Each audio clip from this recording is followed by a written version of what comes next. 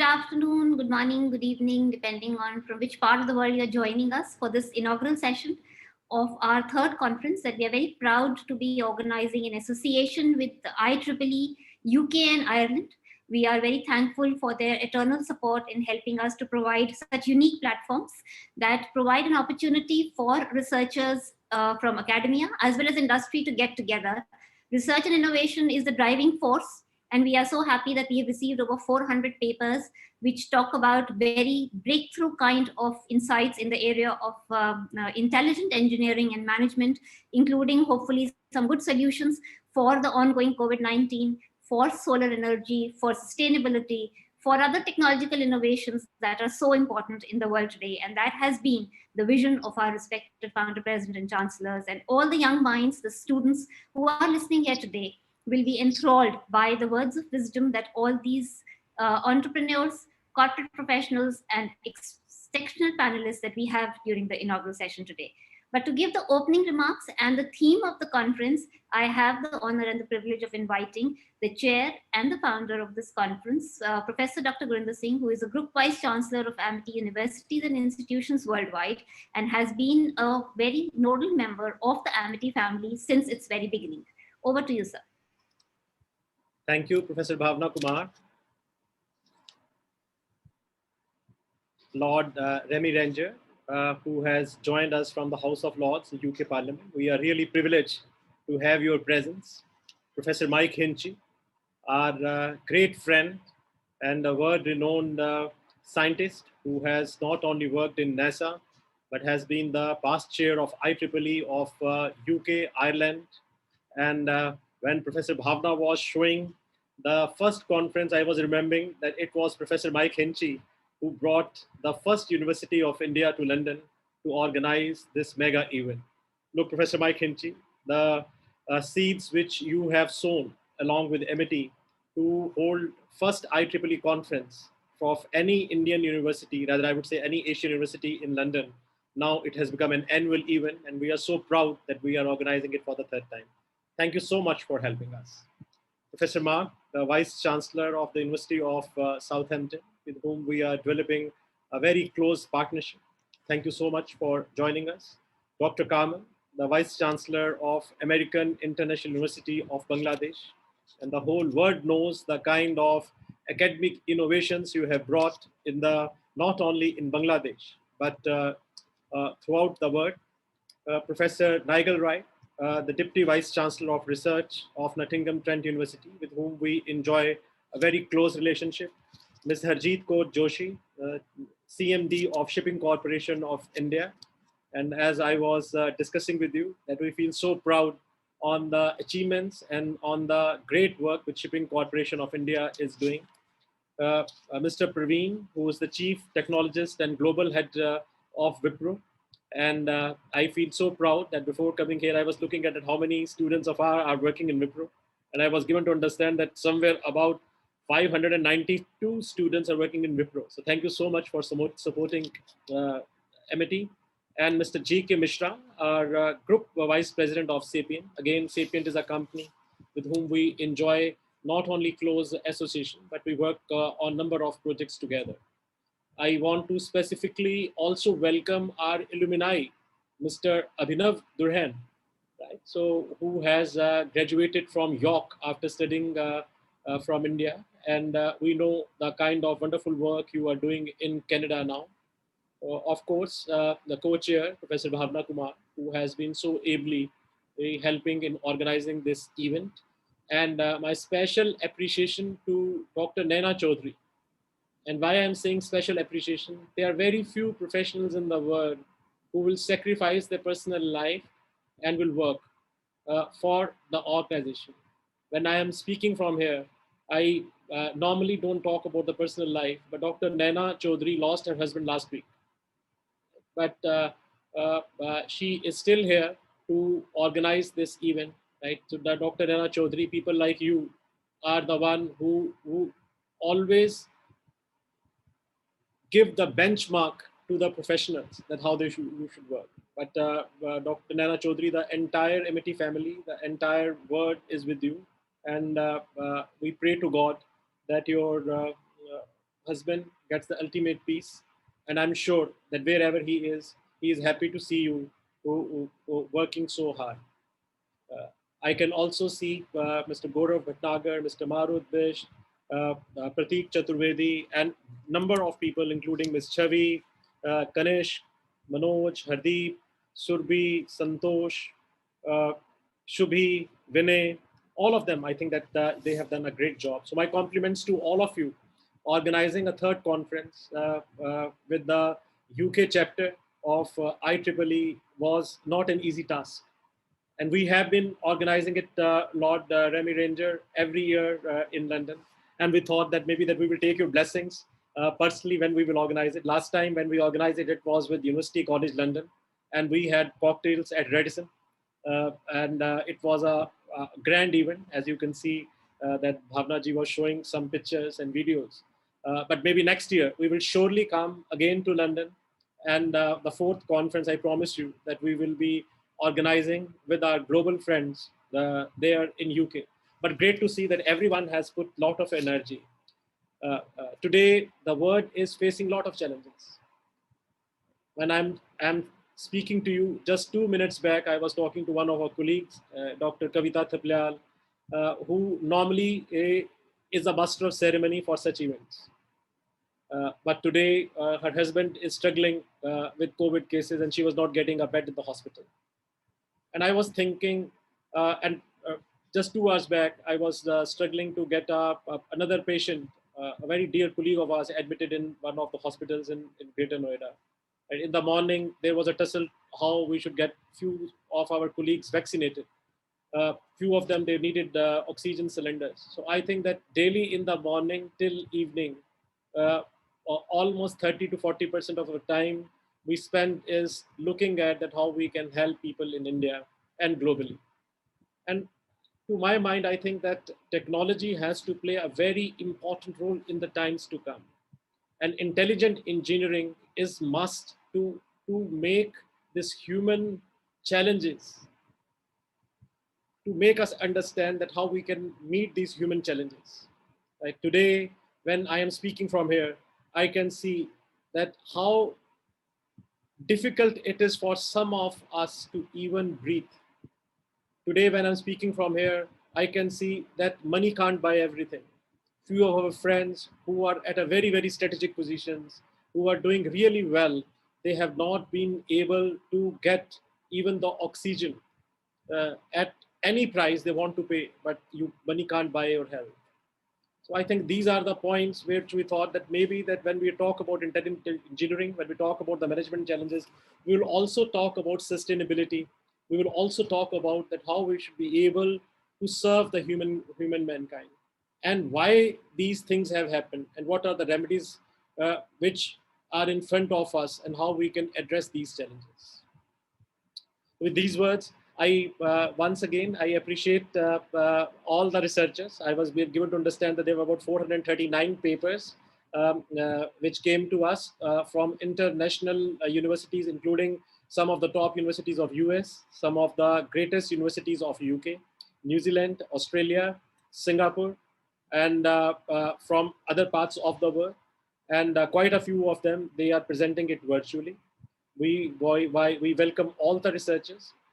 We have got about four sessions of research and of panelists, and I can see a huge support coming out to us from the leading industrialists and industry. So thank you so very much, industry leaders, for coming and sharing your experiences. We can see the long history of yours and how you have been able to build your business empire at MIT, and along with our partners who are present here. Our very humble attempt is that how we should integrate education 4.0 with the industry 4.0.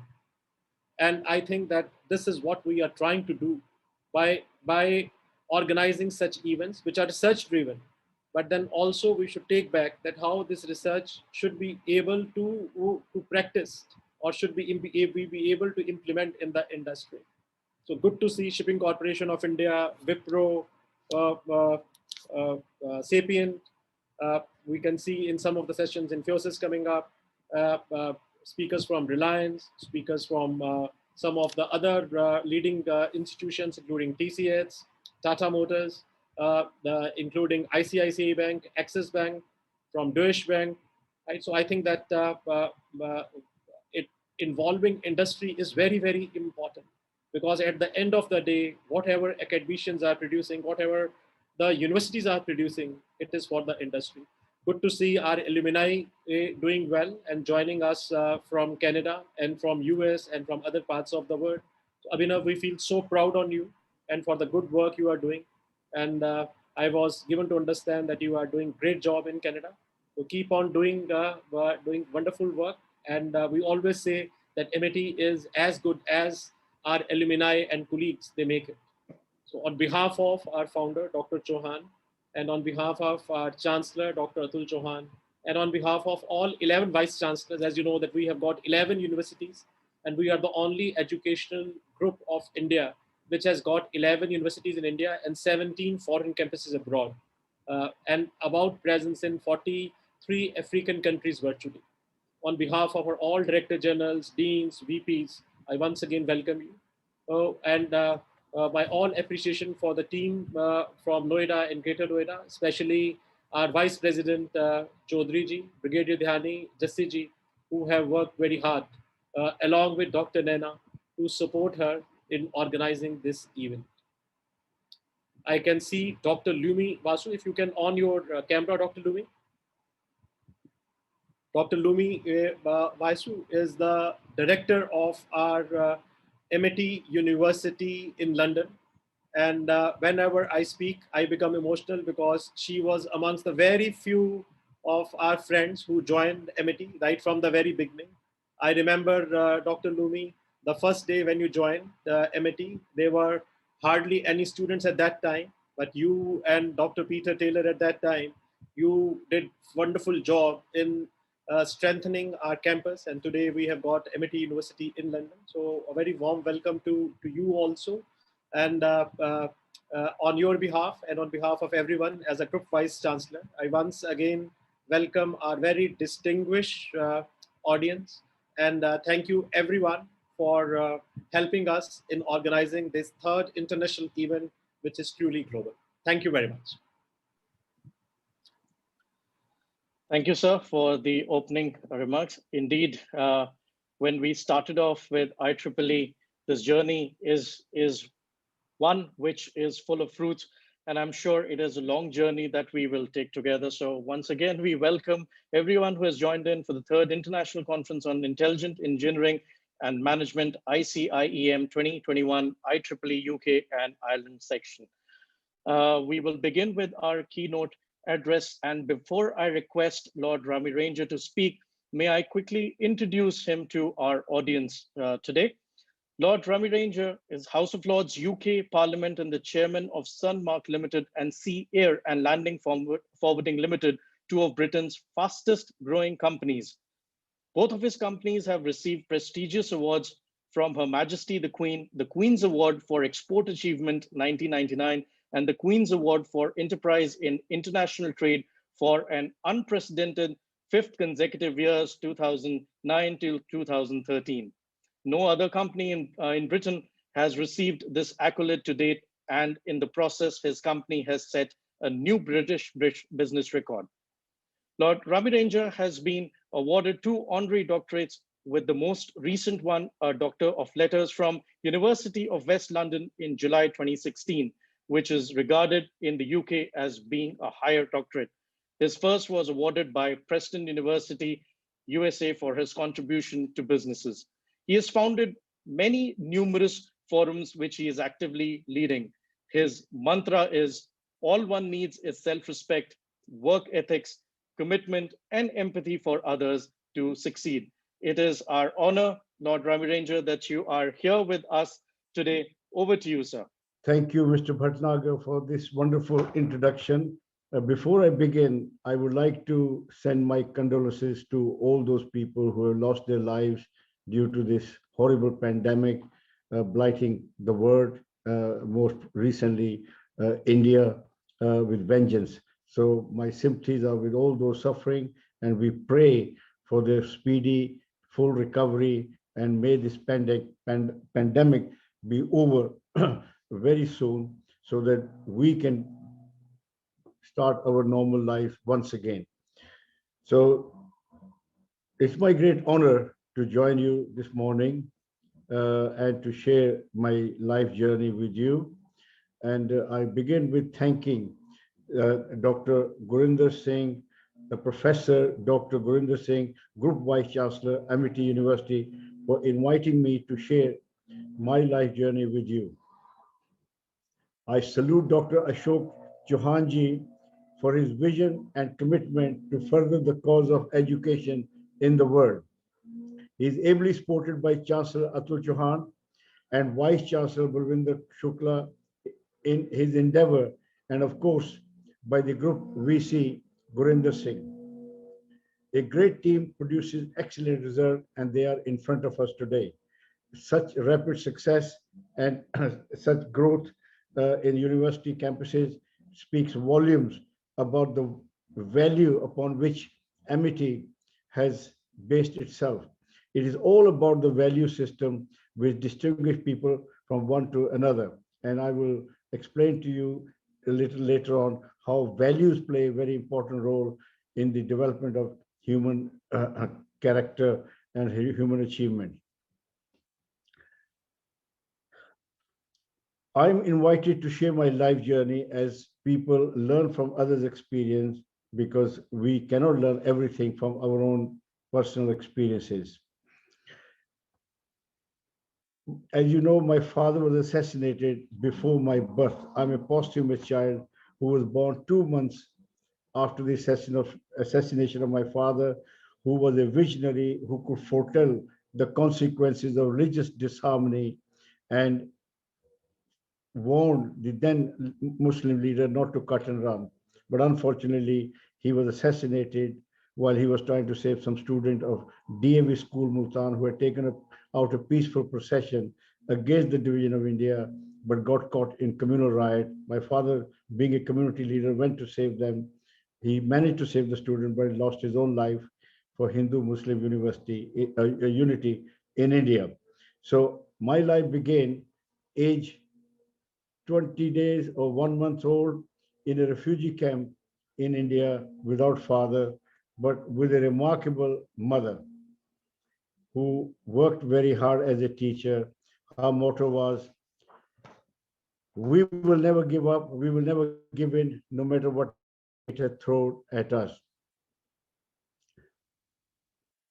Her values, she could not give us financial support, but she gave us the right values, which became the bedrock of our success. 5 of her sons became commissioned officer in the Indian Armed Forces, and the same destitute woman became the proudest Indian mother by the Tribune newspaper. I came to United Kingdom in 1971 to study law. Unfortunately, I discovered I did not have the financial means to complete my studies, so I wanted to return. Before I could return, I need to earn some money. Wherever I went, I was asked for experience, which I had none. So reluctantly, I started my first job as a car cleaner. And soon I found a job in KFC as a cook, 35p an hour. I worked very hard, and within 2 years, I became district manager in charge of 10 KFC stores. I started my business in 1987 with just £2 capital from a shed. And through sheer hard work and some values, I am here to tell you my stories that you don't need to have a rich father, elite education, family wealth, or the old school boy network to help your life. However, you need values. I emphasize on the word values. And as you heard earlier on in the introduction, they are self-respect, work ethic, commitment, empathy, and vision. We need self-respect, as without it, we will cut corner and not hesitate to let our customers, supplier, colleagues down. So therefore, in order to maintain your self-respect, you always conduct yourself amicably so that there are no comeback. If people cannot rely upon us, then they will not take us seriously. Work ethic is very important. We must show loyalty to our employers, colleagues, customers, suppliers alike. Because without ethics, you cannot build a world-class company. As you have seen, your Amity University is based on ethics, and you will go from strength to strength. Our company's motto is, we only succeed when our customers succeed. We work very hard for the success of our customer, that in turn becomes our own success. Empathy for others is very vital, as no one can progress with an "I'm all right, Jack" approach. If our customer and suppliers are suffering as a result of our behavior, then we are not going to grow fast. Vision is very important, as without vision, we are headless chicken, unable to find our goal or destination. We must have a target and work to achieve them. Commitment is very important. No matter how clever you are, you can have degrees after degrees, but if you're not willing to commit yourself, you are not going to go far. There is no substitute of hard work. Those who watch the clock continue to do so, and those who watch their work continue to surge ahead. I started my logistic company, as you know, just with £2 in a shed. Marketing company was started in 1995, and today it's in 130 countries. We are marketing our product in 130 countries. As you heard, that we are the only company which grew 30% year on year to achieve and win an unprecedented 5 consecutive Queen's Award for Enterprise and International Trade by competing with the best in Britain. No other British company has this record, and I dare say it'll be very difficult to break this record, because this nearly killed me, and I was an immigrant. So therefore, I was willing to work hard. Our company has been added to Sunday Times most profitable companies. I became the Institute of Director of the Year Award. I became export champion, and you name it. And I always say, awards and credit cards are like the same. You get one credit card, you get many credit cards. You get one award, you get many awards. How did I do it?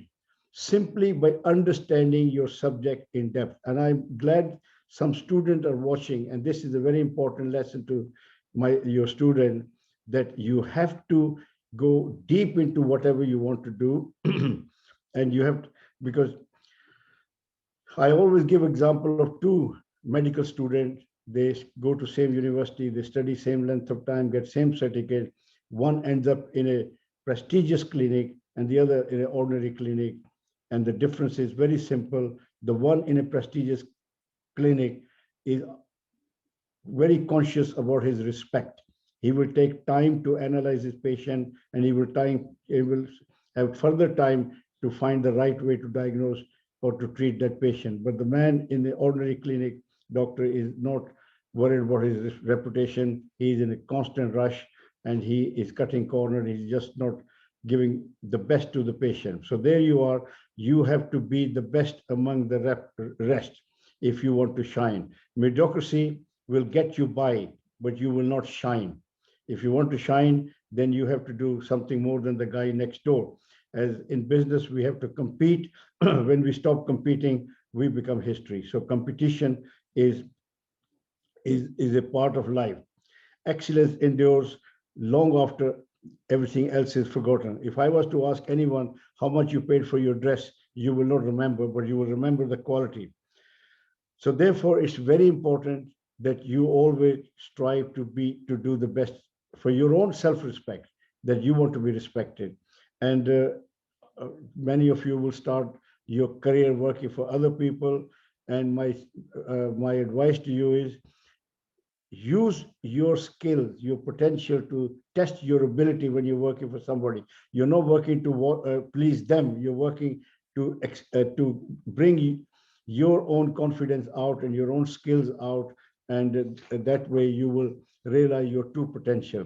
And if you start your own business, you have a father or parents to give you a business, then my advice to you is you start from the bottom up.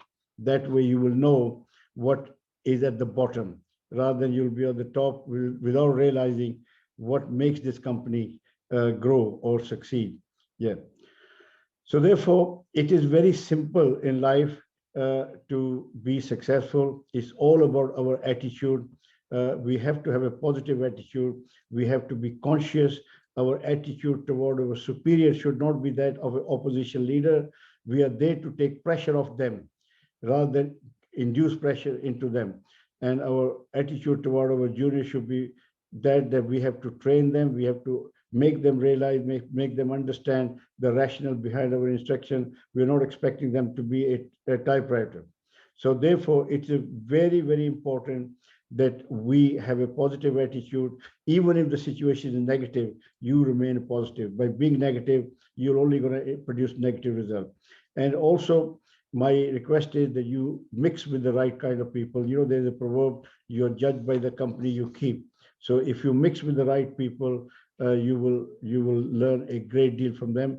Join bodies and organization or association which can further enhance your education, knowledge, and experience. So therefore, it's very, very important that you spend time to further your career in them. And another important thing is that you have to make sure that anytime you find a challenge, you have to find a solution.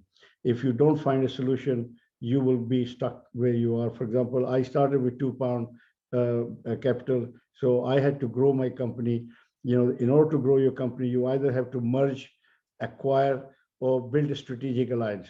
So I opted for strategic alliance. I was unable to acquire a company, nor did anybody want to merge with you. So I built strategic alliances by exhibiting my product and services into various markets all over the world, where I found the right partner to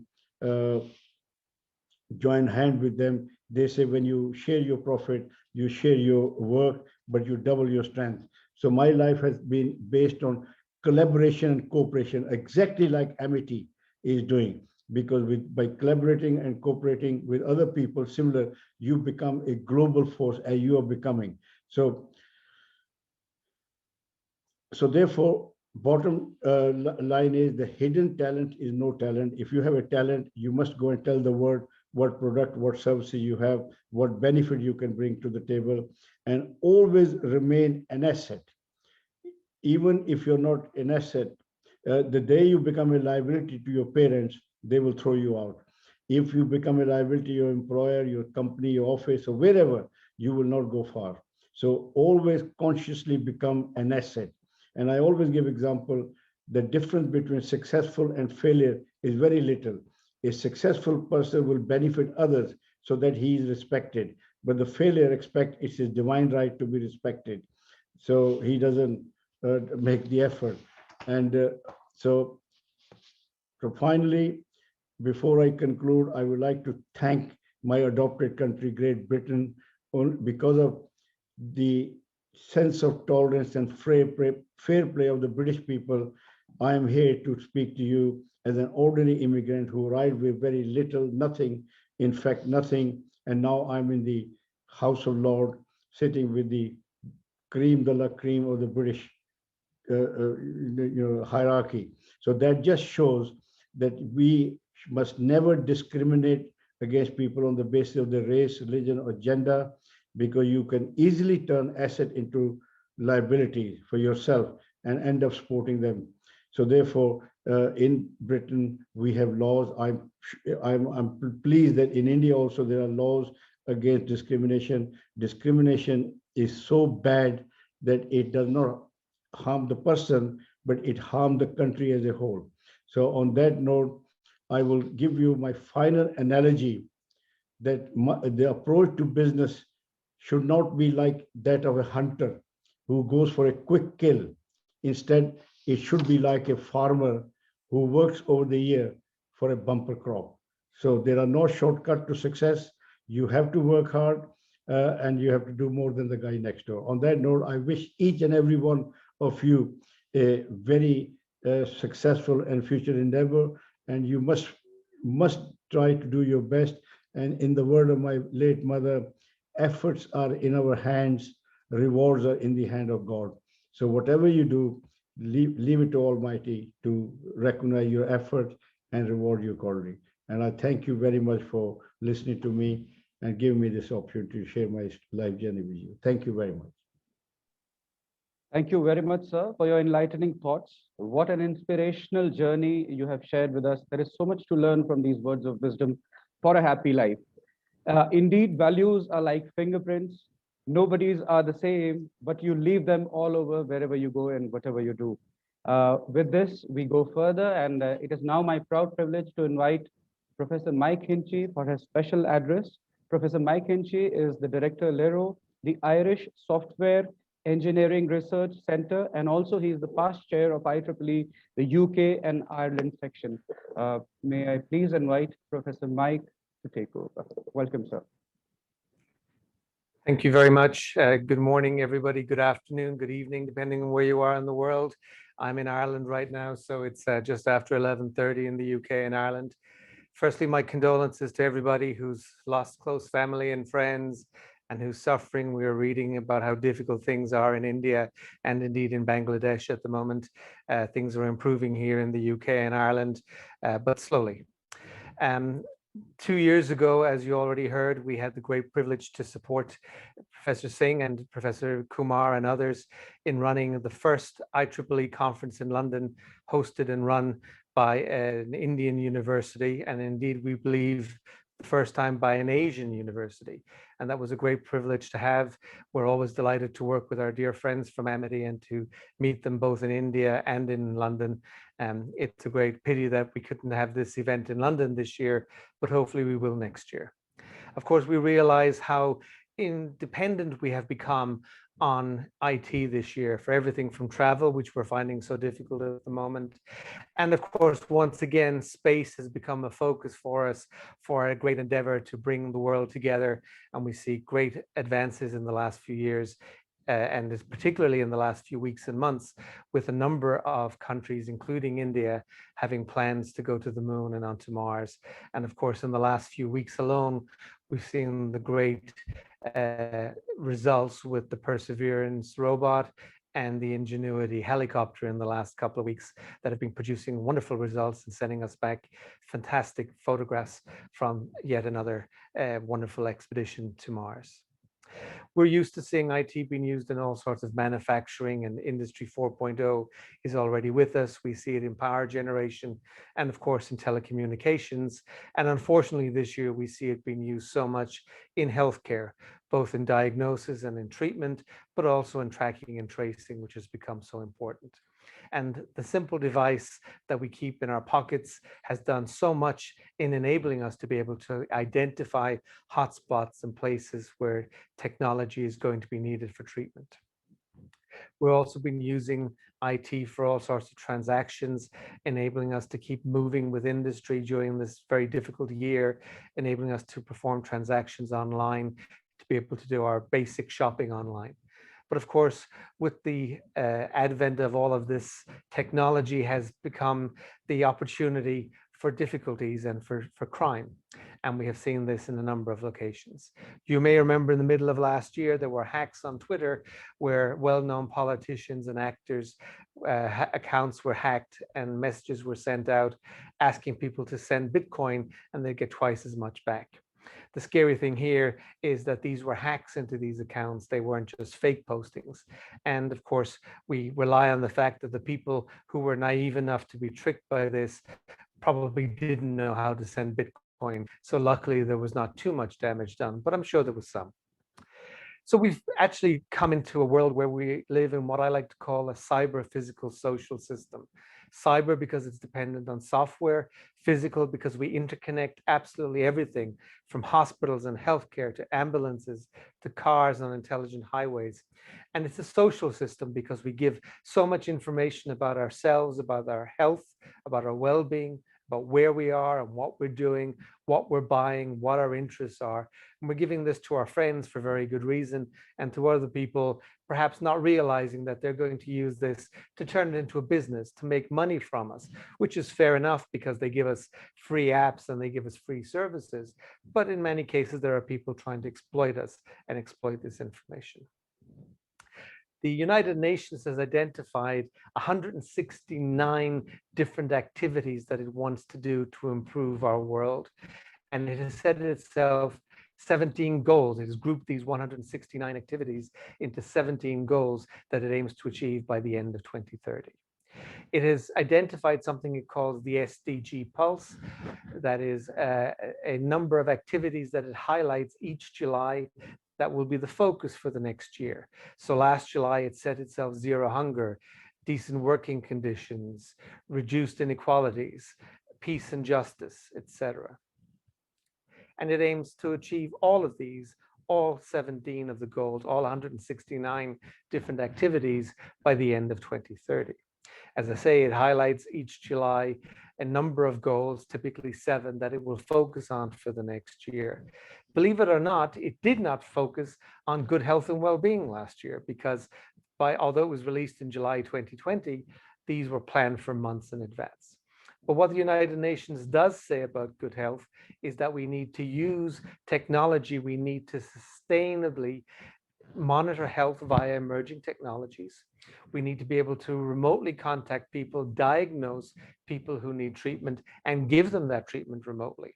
And then we need to be able to monitor populations and the spread of disease so that we can prepare for outbreaks, identify patients who need help, perform remote diagnostics, and then identify trends and things where we see the disease spreading and where we see new outbreaks and new upsurges as we're currently seeing in India and elsewhere. And of course, these are the things that we're absolutely doing right now. And in many cases, we're doing it with simple devices like smartphones. These are being used to track and trace people who are spreading the disease. In many cases, it hasn't worked very well. This is one of my favorite cartoonists, Peter Brooks, who publishes most days in the Times of London. And it highlights that if you get the technology wrong, if you don't manage the technology well, we have problems. And the technology alone is not sufficient. We have to have sufficient support and management for it. So the BBC asked, for example, how come the England tracer is absolutely useless, whereas the Irish one worked extremely well?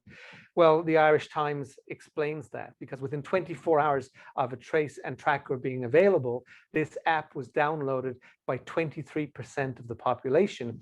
And mainly that is because the population of Ireland is so young. Conversely, in France, only about 1.5 million people downloaded their tracing app within the first couple of weeks. That's 1.5 million out of about 65 million. And believe it or not, about 90% of those deleted the app within 24 hours. Who knows what the reasons were? Maybe it was concerns about privacy. But as a result, the Irish app has been made open source and is now being used around the world by various people as the basis for their track and tracing app. And certainly being able to identify who has been contaminated, who may be contagious, who may be spreading the disease is a big step forward in controlling it. Of course, there are logistical issues about getting oxygen to people and having supplies of oxygen and empty canisters and being able to refill those canisters. But this is a big step forward. And technology is the basis of so many of the Sustainable Development Goals as identified by the United Nations. So again, I wish you a great couple of days. It is such a pity that we can't have this event in London again this year, but hopefully we will next year. And we look forward to welcoming all of you to London and to the 4th edition of this conference. I wish you a great event and please do keep safe. Thank you.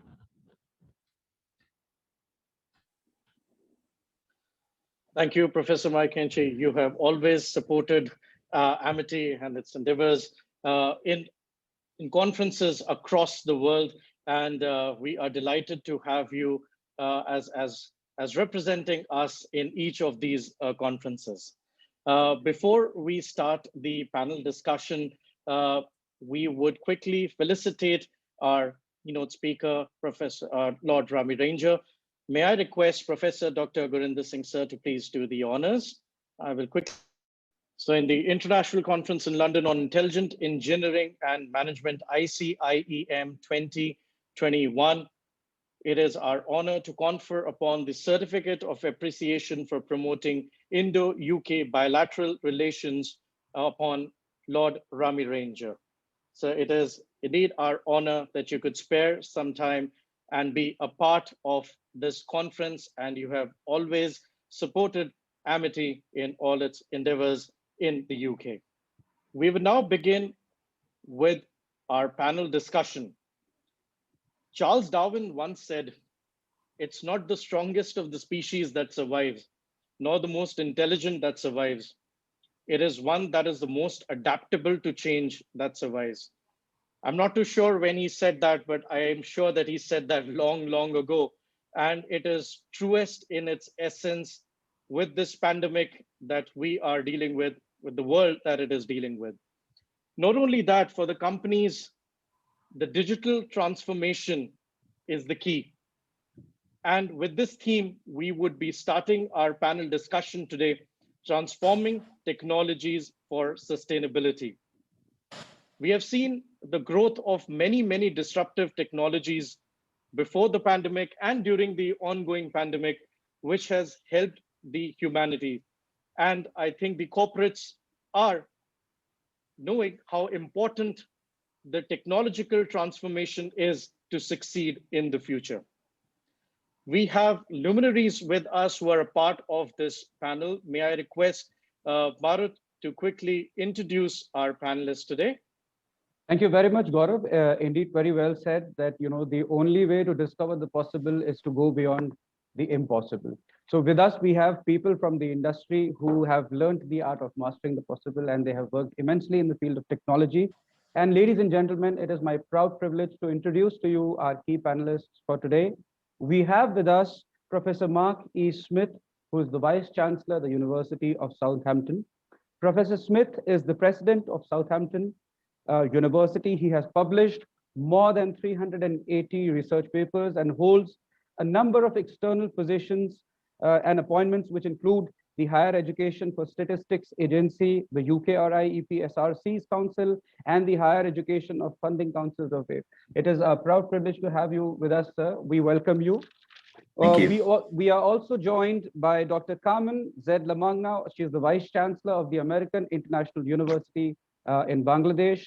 Under her able leadership, the university has earned a higher seat of quality education in Bangladesh and as well as overseas. Her achievements as an educator are evident from the prestigious positions she holds in various national and international bodies. We are also privileged to welcome amongst us Professor Nigel Wright, who's the Deputy Vice Chancellor of Research and Enterprise, Nottingham Trent University, the UK. Professor Wright took the responsibilities of Deputy Vice Chancellor at the university in September 2018.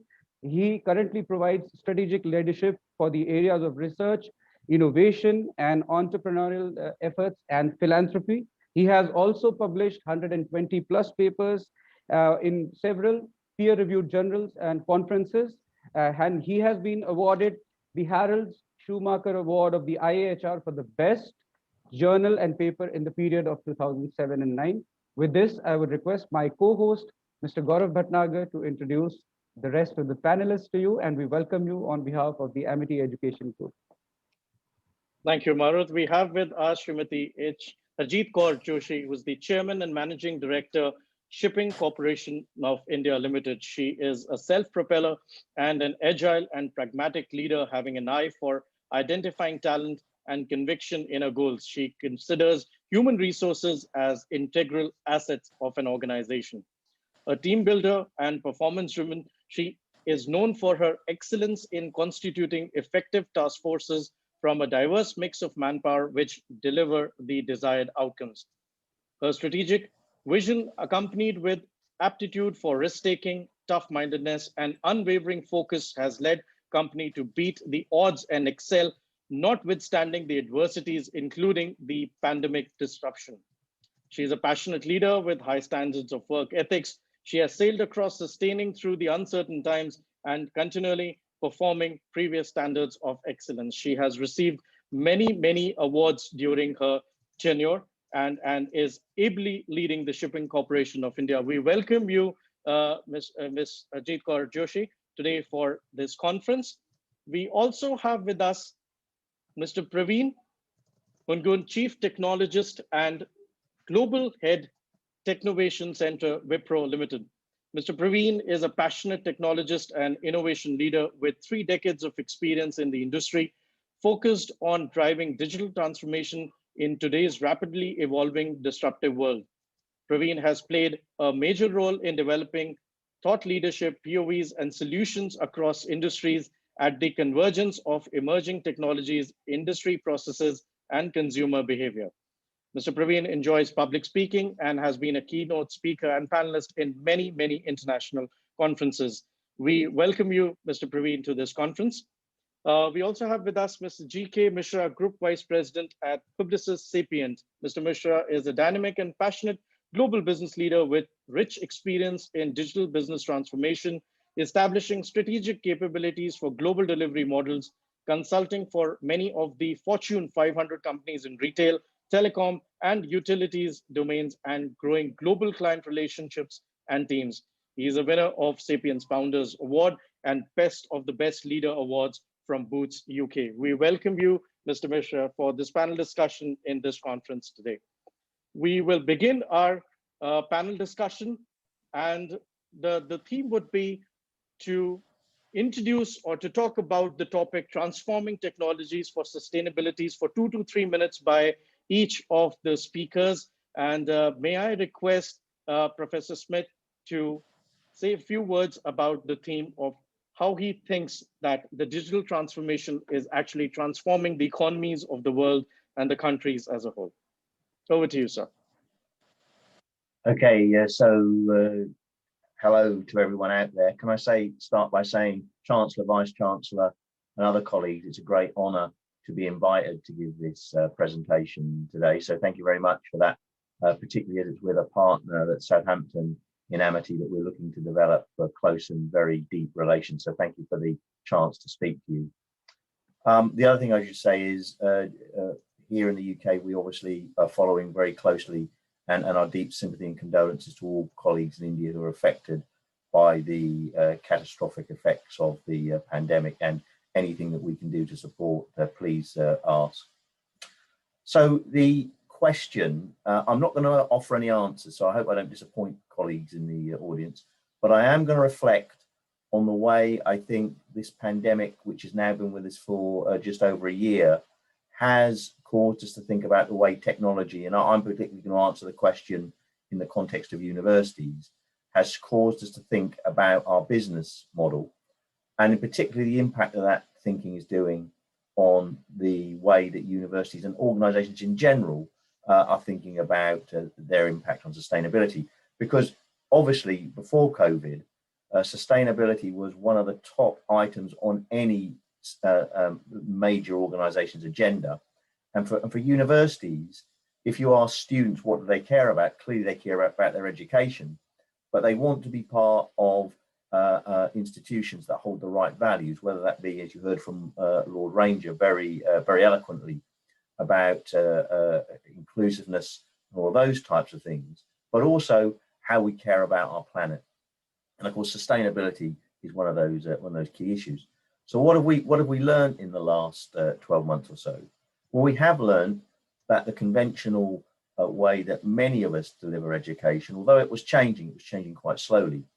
But really, there was no reason for that, in the sense that much of the technology already exists for us to fundamentally shift the model by which we offer education. And where does that potentially have an effect on sustainability? Well, one of the things I think that many universities are asking is, one of the major centerpieces of traditional education has been the large-scale lecture. And I think, of course, we've managed to do without large-scale lectures in the sense of having to have a physical space to be able to present them. And I think that that is going to be a question in terms of the estates and capital plans of many organizations that they will be looking. So the footprint of organizations, particularly those that are office-based and space-based, are going to change quite significantly, and technology has a huge role to play there. The other thing the pandemic has done is it's caused us to think very carefully about what the purpose of work is. Now, obviously, it's to earn money in many people's cases, but what the pandemic has shown us is that there are many social dimensions of work that many of us either took for granted or didn't even think about too carefully. And effectively, although there are some ways that this type of technology can replace that social interaction, there are bits that are missing. So the structure of work, I think, is going to change also quite profoundly. We hear of many large corporations in the UK saying that those that are office-based, particularly those that require commuting into major metropolises, are going to change the way they use space, but at the same time trying to offer alternatives whereby that social interaction isn't lost. And I think as leaders, one of the key things we have to think about is, how do we balance the way of using space, technology, and not losing the human interaction of the way people come into work. And then, of course, associated with that is the whole concept of travel, whether that travel be the commute into the office. Many people have realized they like the flexibility of being able to work more from home than they previously considered as possible. But more profoundly, perhaps, in the academic sphere, and one of the interesting questions for this group is, you've talked about next year holding this conference in person, and I'm sure that is the right thing to do. However, I think there's going to be an ever increasing demand that conference organizers clearly think about a blended approach to conference organization, because the other pressures on universities, whether it be cost, whether it be their environmental footprint, is going to demand that researchers and other people, other participants in conferences, can take place either in person or using technology to participate remotely. So the first people that crack the really satisfying experience of a blended approach to conferences, I think, is going to be a real great step forward. I don't think the argument, oh, it's going to go back to the way it is one that many people. Now, the people who want to have the social interaction around the edge of conference, absolutely that should be available to them. but I think the number of people wanting to participate is going to increase. So just give a personal example. Shortly after Easter, I was able to give a keynote speech in my research area. I would not have been able to do that in the old world of having to go there and take 3 or 4 days out of my responsibilities as Vice Chancellor of the university. So I think there are some big questions. As I said at the start, I'm not offering any answers, but I'm thinking what the pandemic has done is it's shown that interaction between business models, sustainability, and technology has really confronted leaders with some profound questions. And I hope to learn something from some of my other panelists about how they're thinking about it. Thank you very much again for this opportunity.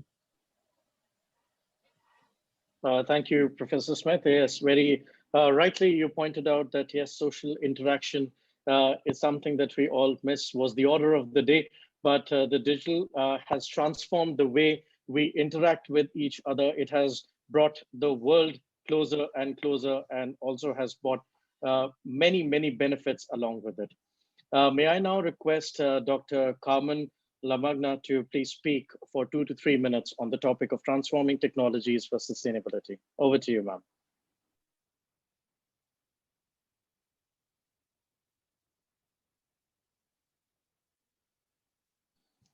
May I request you to please unmute?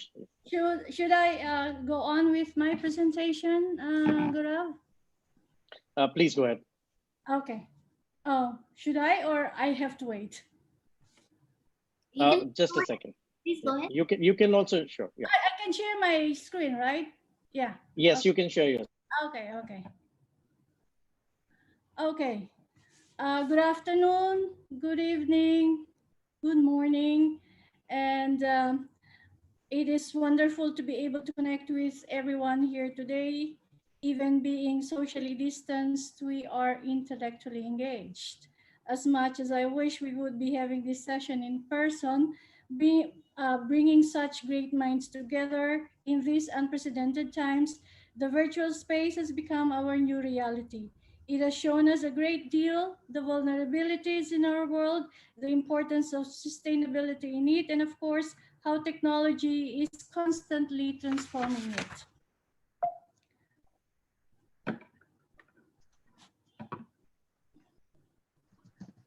The great growing engine of change that is technology has unlocked new lucrative opportunities for progress that would otherwise be left uncharted.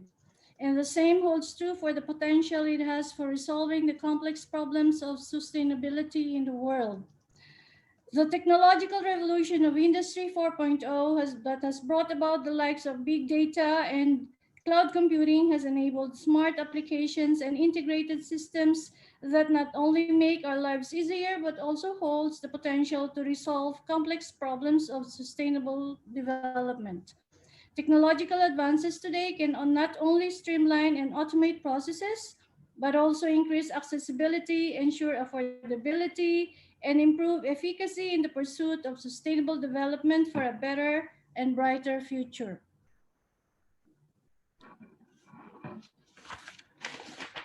Now, the wave of change has already been underway with innovations like feasible and practical alternative sources of renewable energy, electric and automated vehicles, proficient means of reduce, reuse, and recycle, revolutionary methods for agriculture, and a zero-waste approach of lean thinking.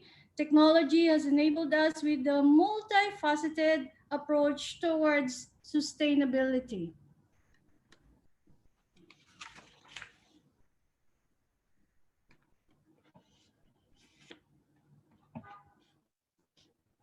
Amidst the pandemic, numerous areas of sustainable development has been transformed through technology. Without the likes of telemedicine and medical advancements, battling this pandemic would be impossible. Waste management and urban farming have brought about renewed projects, while overhauled value chains and businesses has made models for the future of manufacturing and services in the global arena. Emerging technologies are undoubtedly the key to sustaining sustainable development. Technology has touched almost every sector of our lives, integrating the physical world with the digital one, from retail, logistics, and transportation to welfare, health care, and education. Education is an integral part of this change, both in technological and sustainable development. Both demands constructive research than it in self-academia. The ESD, or the Education for Sustainable Development, is a United Nations program that aims to encourage changes in knowledge, skills, values, and attitudes. As a result, the Higher Education Sustainability Initiative was geared towards getting higher education institutions to impart the theories and concepts of sustainable development while executing their own efforts of contributing to the cause.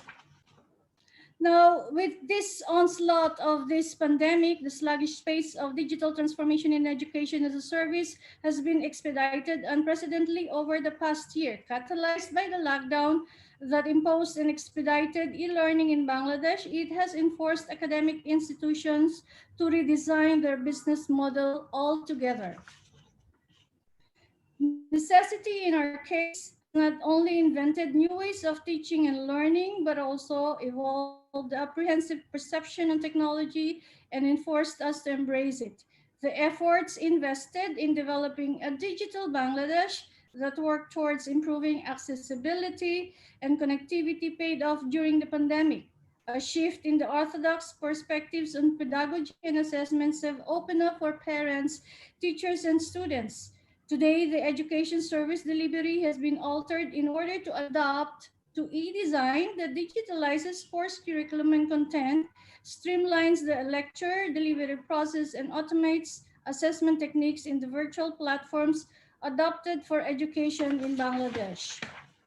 Higher educational institutions have sought to rethink, revise, and redesign not only their mode of teaching, but even their overall curriculum, assessments, and teaching learning methods.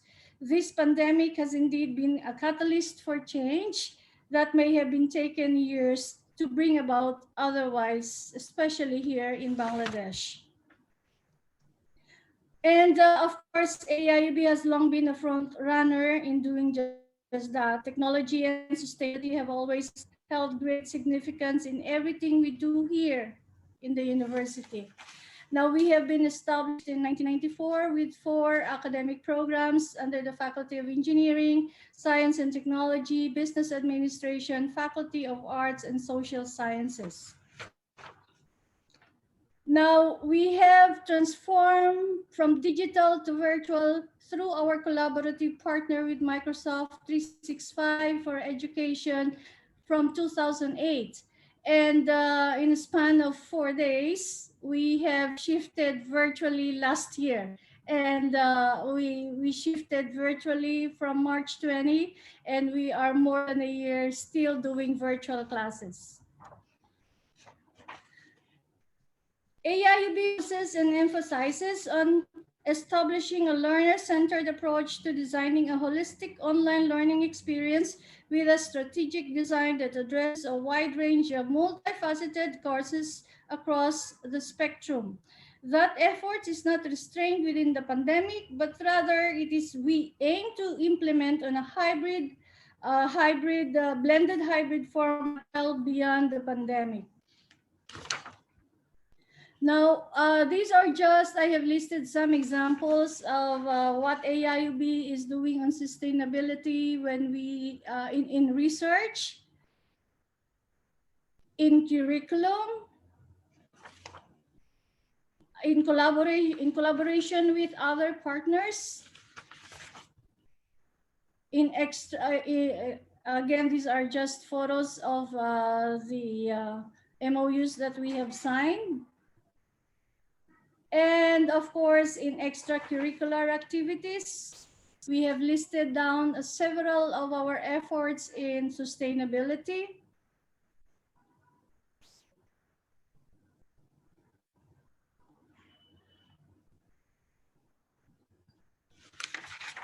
Okay, I'm just showing you some of the photos that we have had in 2019 and in the early 2020. And Since we have shifted to our own campus, we have been using solar panels, hydroelectricity, biogas, and water treatment, water cooling system, preservation and plantation of trees, recycling of paper wastage, and open space architecture. Our sister concern, we've been using water treatment. This is a sister company, and employees working on the water treatment and modern equipment also.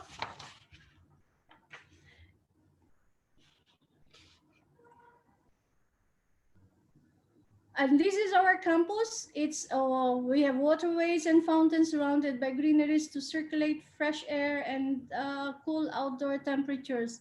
I think Mike has been to the campus. That was in 2020 or 2019, and he has seen the campus when we just have moved in. And this is a view from my office.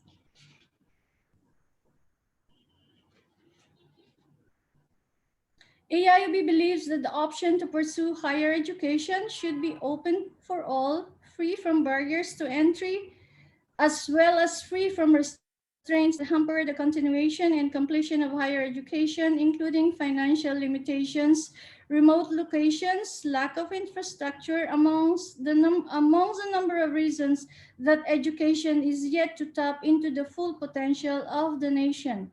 And we still continue to try and make education as accessible to everyone as possible. It's always the financial constraints which has been a major concern for the majority of our students. To encourage lifelong learning, AIUB continues to offer incentives because of these financial constraints in terms of exemptions, discounts, course waivers, and also we have payment options, scholarship, and other subsidizing waivers. Now, as more and more innovative technologies emerge, it actualizes the possibility of transforming the quest for sustainable development. The future lies in revolutionizing sectors like energy, manufacturing and materials, water and food, public infrastructure, and of course, information technology. These are the change agents that hold the potential to unleash the ripple effect throughout the economies, develop and developing alike, and completely turn around our battle for a better and brighter world tomorrow. To truly achieve that level of impact, we need to focus on revitalizing our approaches towards the three key elements of innovation: efficiency and responsibility. Only with an integrated and holistic collaborative strategy can harness the power of technology to bring about positive changes of sustainability. We must rethink.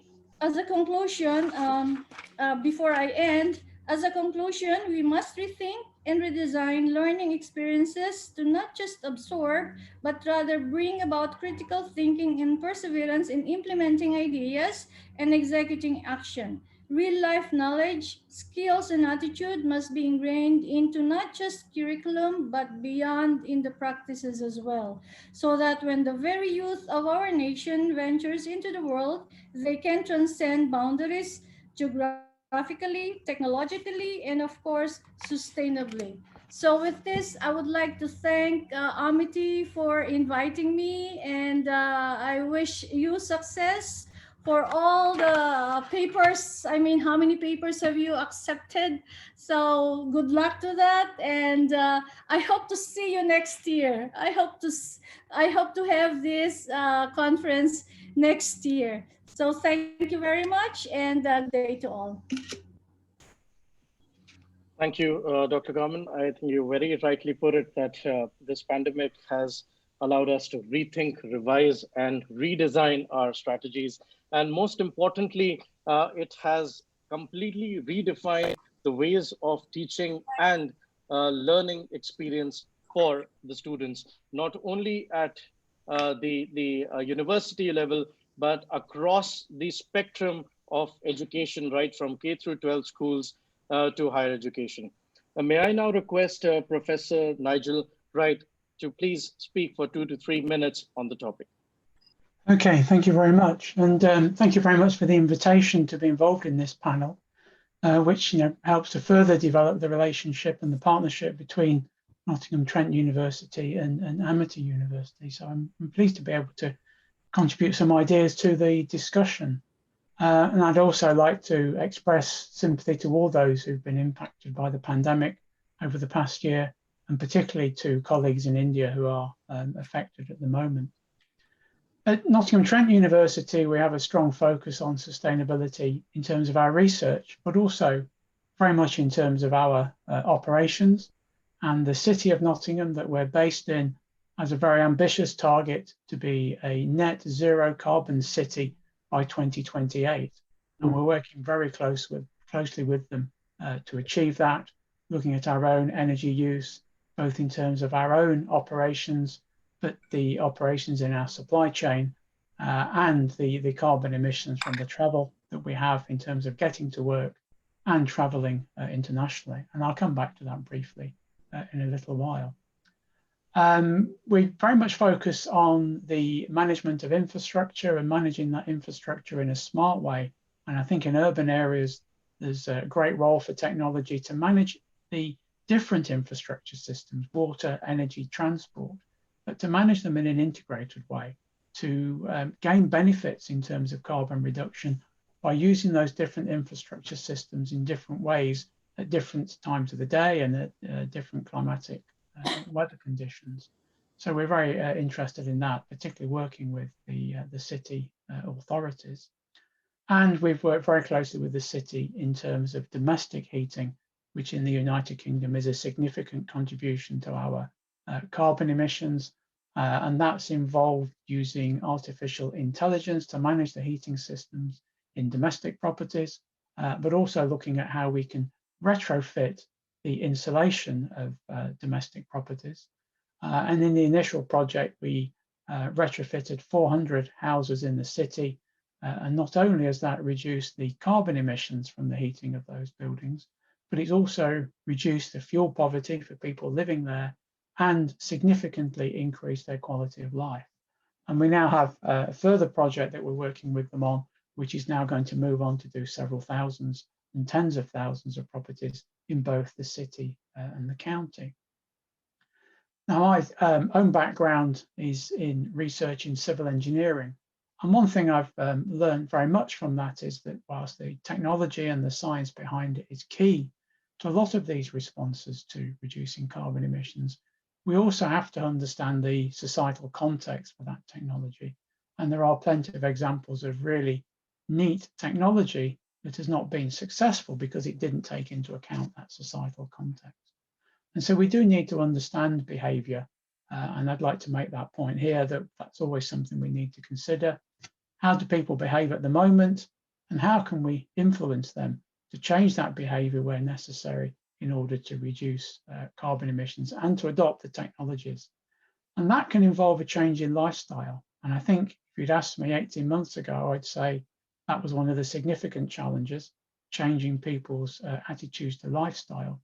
But I think we've seen in the past year or so that we've all made significant changes to our lifestyles through necessity. And whilst that has created some difficulties, I think it's often surprising how much we've shifted to this new way, both of working, but also in our personal lives. So I think we should learn from that. In terms of the short-term technological challenges, I think there's a lot of work still to be done in terms of trying to fix the issues with carbon in the atmosphere, carbon storage, reforestation to reduce carbon in the short term. But the longer term solutions are going to be based on energy use. And I think recognizing that one of the things about hydrocarbons is that they're a very efficient way of storing energy that we can move around in vehicles and other systems. And that's where we really need to look at developments in terms of electricity, how we store electricity in batteries, which is a big limiting factor. And if we are to move to more of a hydrogen-based economy, we've got to build a significant infrastructure that we'll need physical aspects, but also digital aspects to manage the use of hydrogen, the production of hydrogen, but getting that hydrogen to the point of use. And there are much wider issues we need to face in terms of land management, how we approach agriculture, forestry, and particularly food production and diet. And the latter comes back to those questions of lifestyle and all the questions around lab-produced meat, whether people should reduce the amount of meat in their diets as well. And the last point I wanted to make, I think, draws on the previous two speakers, and particularly what Professor Smith was saying about the use of how we work online, which we've done very much in the past year, and we're clearly doing that today, and how we can move beyond what we're doing at the moment to use more virtual reality or augmented reality to have these sorts of meetings and conferences, and to do it in a blended way, where some people are present together, but others are coming in remotely. And also, as Professor Smith observed, for me to do this today in this conference takes up less time than it would have taken me to travel to India to make the presentation, even if the experience is not as good. And I think there's work to be done, which is more in the area of psychology, to understand what is it that we get from meeting in person that we don't get online, and then to look at how we can produce those particular aspects in terms of the online experience. And some of my colleagues in psychology at Nottingham Trent University have studied that and say two significant aspects are almost the physical contact that we get at the start of a conference or during the break sessions, but also it's which part of a person do we need to see? And it appears to be seeing somebody's eyes and seeing how they are reacting to what you're saying and looking at the group that you're talking to. And of course, the odd thing that we're doing this year is I'm talking to you now, perhaps wanting to look at the reactions. And the biggest thing in front of me is my own face. And it's very rare for all of us that we give these sorts of talks whilst looking at our own face and our own reactions. So there's those psychological aspects that I think are really important to see how we can replicate those online, which will reduce air travel, certainly until we move more towards the electrification of air travel. And that's something that my colleagues at the University of Nottingham, also in the city, are working very closely on with people at Rolls-Royce Aero Engines in Derby. So we may move to a stage where we can have zero carbon air travel, but we may still not wish to do it as often as we would do in the past. And I think the other aspect, particularly in terms of higher education there, is that, for myself, I've always been used to traveling as an academic. It's been an important part of what I found stimulating in my academic career and an important part of establishing my academic career. But for the generation of our students, they are much more averse to air travel because they see the damage that it can do in terms of the planet's atmosphere. So there's a much lower propensity amongst the younger generation to use air travel. And that's why we need to remodel how we work as academics, but also in terms of the international interaction of students. And I think that may initially mean there's less international travel by students. But what I would hope is that we can start to focus on longer periods of exchange with students, where the period of travel is probably far more justified if you're going somewhere for 6 months or 12 months than going somewhere for 1 or 2 weeks. So I think we'll need to look at our behaviour in those aspects. So I'll finish there. I'm very interested to hear what the other panelists have to say and what questions are going to be posed to us in due course. Thank you. Thank you very much, Professor Wright. I think it's a very meaningful contribution from your end to this prolific discussion this afternoon. We do agree to your suggestions that technology, no doubt, is critical, but at the same time, it's the people, planet, and profit approach that always works well for everyone. So with this, we move on to our next panelist, Ms. Harjeet Kaur Joshi, and we would love to hear your viewpoints on the theme of the panel, ma'am. So over to you. Distinguished and esteemed panelists and dear participants, a very good day to all of you. It is indeed an honor and a privilege for me to be a part of this international conference on intelligent engineering and management, And I would like to profusely thank Amity University for having me here, as cooperation and collaboration between academia and industry needs to be closely integrated. I'm here on my maiden interaction, but I do look forward to being closely associated in the years to come. I am a management expert and I'm not a technologist, and I'm more of a technology consumer or a customer, if I was to say so. And technology has always been entwined with the existence of human species, as the anchor had mentioned about Charles Darwin. Even after so many decades, it holds true today. And in our quest to produce things faster, better, or cheaper, we have been most eager to adopt any practical application of knowledge, in other words, technology. This hunger for innovation and new technologies has surely transformed our lives, created a world of comfort around us, and turbocharged our economies.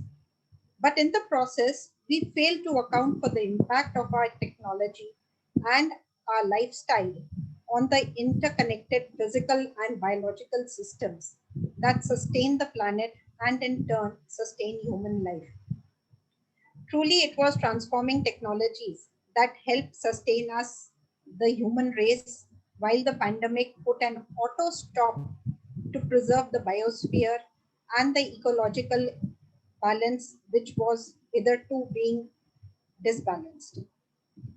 Our generation has seen the most exponential growth in technology than any of our ancestors may have seen, and the pandemic actually aggravated the pace. Digital technologies have advanced more rapidly than any innovation of our history, reaching around 50% of the developing world's population in only 2 decades and transforming societies completely. It is estimated that 70% of all organizations globally will accelerate their use of digital technologies by enhancing connectivity, financial inclusion, access to trade, and public services. This deep use of technology, as all my earlier co-panelists have referred to, is the fourth industrial revolution, or what we call as 4.0. One that marries advanced manufacturing techniques with the Internet of Things to create amazing advancements. Technology can be a great equalizer in economics, and it is widely accepted that technology is the key driver of economic growth of societies. And while we do develop technology and enhance its usage as a way of modernizing our capabilities and in gaining the competitive advantage, the pandemic has taught us, although in a very harsh manner, to preserve Mother Earth and pay attention to the second pillar of sustainability. The COVID-19 pandemic has caused businesses to turn more to technology to enable a work anywhere in the economy and to mitigate the risk in daily operations. While every technological tool is being used in the fight against the virus, I offer my prayers and my heartfelt condolence to all those families who have been impacted by this deadly virus. And I also pray for the well being of those who are currently fighting for survival. Learning for me is an ongoing process, and while I look forward to contributing, I have greatly benefited from the uh, talk of the other panelists, and I have a lot of takeaways from today's session, having participated with such an eminent panel. Thank you so much, Amity University, for having me with you. Thank you. Thank you very much, Mrs. Joshi. Some very wise words by you. And no doubt, we are the most sophisticated and technologically advanced generation ever. Yet, it is time now that we reflect and we focus more on sustainable endeavors and sustainable initiatives. So very wise words by her. And with this, we move on to our next panelist, Mr. Praveen Hugun, He is the Chief Technologist and Global Head Technovation Center, Wipro Technology. So over to you, sir, for your views. Thank you, Marut, and thank you, Amity. It's a pleasure, it's a privilege to be on this panel, on this distinguished panel today, and share my views and what we are doing in the technology space. I will spend the next 2-3 minutes on giving you a 30,000 feet view of how we see innovation in the technology space and blending it back with industries and mapping consumer behavior, right? Because one thing we've seen, and I think earlier on, Professor Mike also alluded to the fact that technology itself for 10 years back, if I look at, we had a massive disruption happening with the jargon called SMAC, social, mobile, analytics, and cloud, right? What cloud did to the industry or to a CIO organization about 10 years back was it disrupted that entire world of the Chief Information Office organization and brought in a very powerful concept of scalability and elasticity into the technology world, right? And we moved, all the enterprises globally moved away from provisioning for peak load to provisioning for runtime.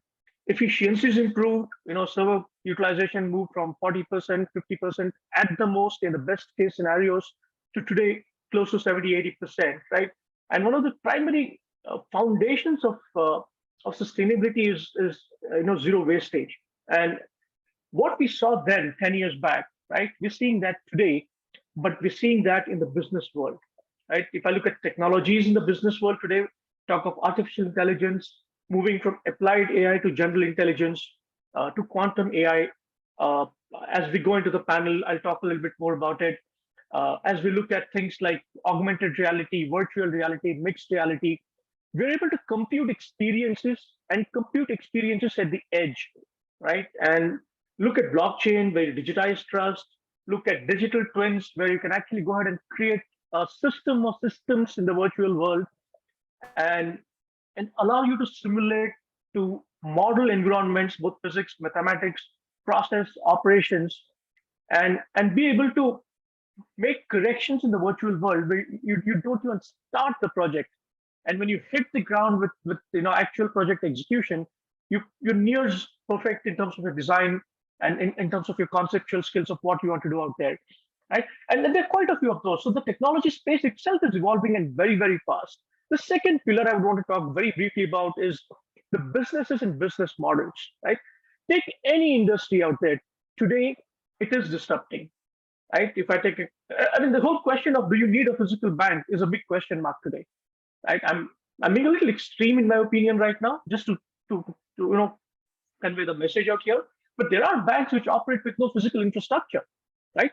Look at consumers today. Look at retail, right? I mean, the whole concept is moving away from mass production to mass customization, right? And the whole concept of cosmopolitan localization that we're looking at today brings out so very well in being able to mass customize things. And there's a segment of a customer today. It's a segment of one, right? And zero wastage, utilization goes up very well. Customization goes up, to a highest peak there. Look at insurance, right? We're looking at usage-based insurance factors. Manufacturing moving from smart to intelligent, right? The whole enterprise ecosystem is going to intelligent enterprises. And when I talk of intelligent enterprise, we're talking of a fairly different space from a technology landscape in the next 2 to 5 years. I'll talk more about it in the panel. And then, the last pillar I want to talk about is consumer behavior, right? And look at digital natives. Look at people kids who are born after 2000, and the way they see the world today is changed, right? A 4-year-old today can take an iPhone or an iPad and play with it as if there was a huge knowledge transfer done at birth for him. They can touch, they can flip, they can swipe, and they can. So the whole behavior models. And if you look at the natural instinct today, you look at any screen, your natural tendency is to go and touch and see if something flips there, right? You've seen that behavior. In fact, I've seen a meme recently where a 3-year-old child was actually going and pressing a box for dispensing sanitizer. Right? I mean, behavioral change is so embedded into what happens out there, and the whole convergence of these three systems of technology, of business models, and of consumer behavior is driving the change. And what is most important is the pandemic has left or led us to move from, it's made the art of possible becoming possible in a much faster track, right? We were looking at art of possible with a window 5 years, 10 years. We're looking at quantum disrupting the whole industry in the next 10, 15 years. But you're seeing a lot of that fast forward, right? With the current situation that we have in the pandemic across India and the world, you need that today, right? You need human-free operations today, and the more of technology scalability, technology, elasticity that we can talk of, the better sustainable behaviors we can bring across the landscape, whether it's oil and gas companies, whether it's manufacturers, whether it's consumers, right? Making supply chains efficient, making manufacturing engineering systems efficient, making the upstream production efficient in a very holistic way. I'll pause. Happy to go into more details as we proceed into the conversation. But my only focus point, my key word for all the students out here is digital in the virtual world, right? And you've seen a very powerful shift in the last 12 months. The whole world moved to today. Industries are working with 98+% employees working remotely, right? And interestingly, they are more productive than they were in the past. They're more efficient and effective than they were in the past. So the whole mind barriers, the whole thinking that is it possible has shifted dramatically in the last 1 year. And those are going to be key drivers. They're going to be key players to help us achieve the sustainable goals that we've set ourselves in the next 10, 20, 30 years. And I'm sure with the current experience that we've had, the whole vision of what we're looking at from a planet perspective should and will be achieved. Thank you. Thank you, sir, for your detailed overview about the technological disruption that is happening and which has pushed the growth of industries globally and populations to a stage where we are thinking about 360-degree optimization in order to achieve economies of scale and technologies, economies of technological scales as well.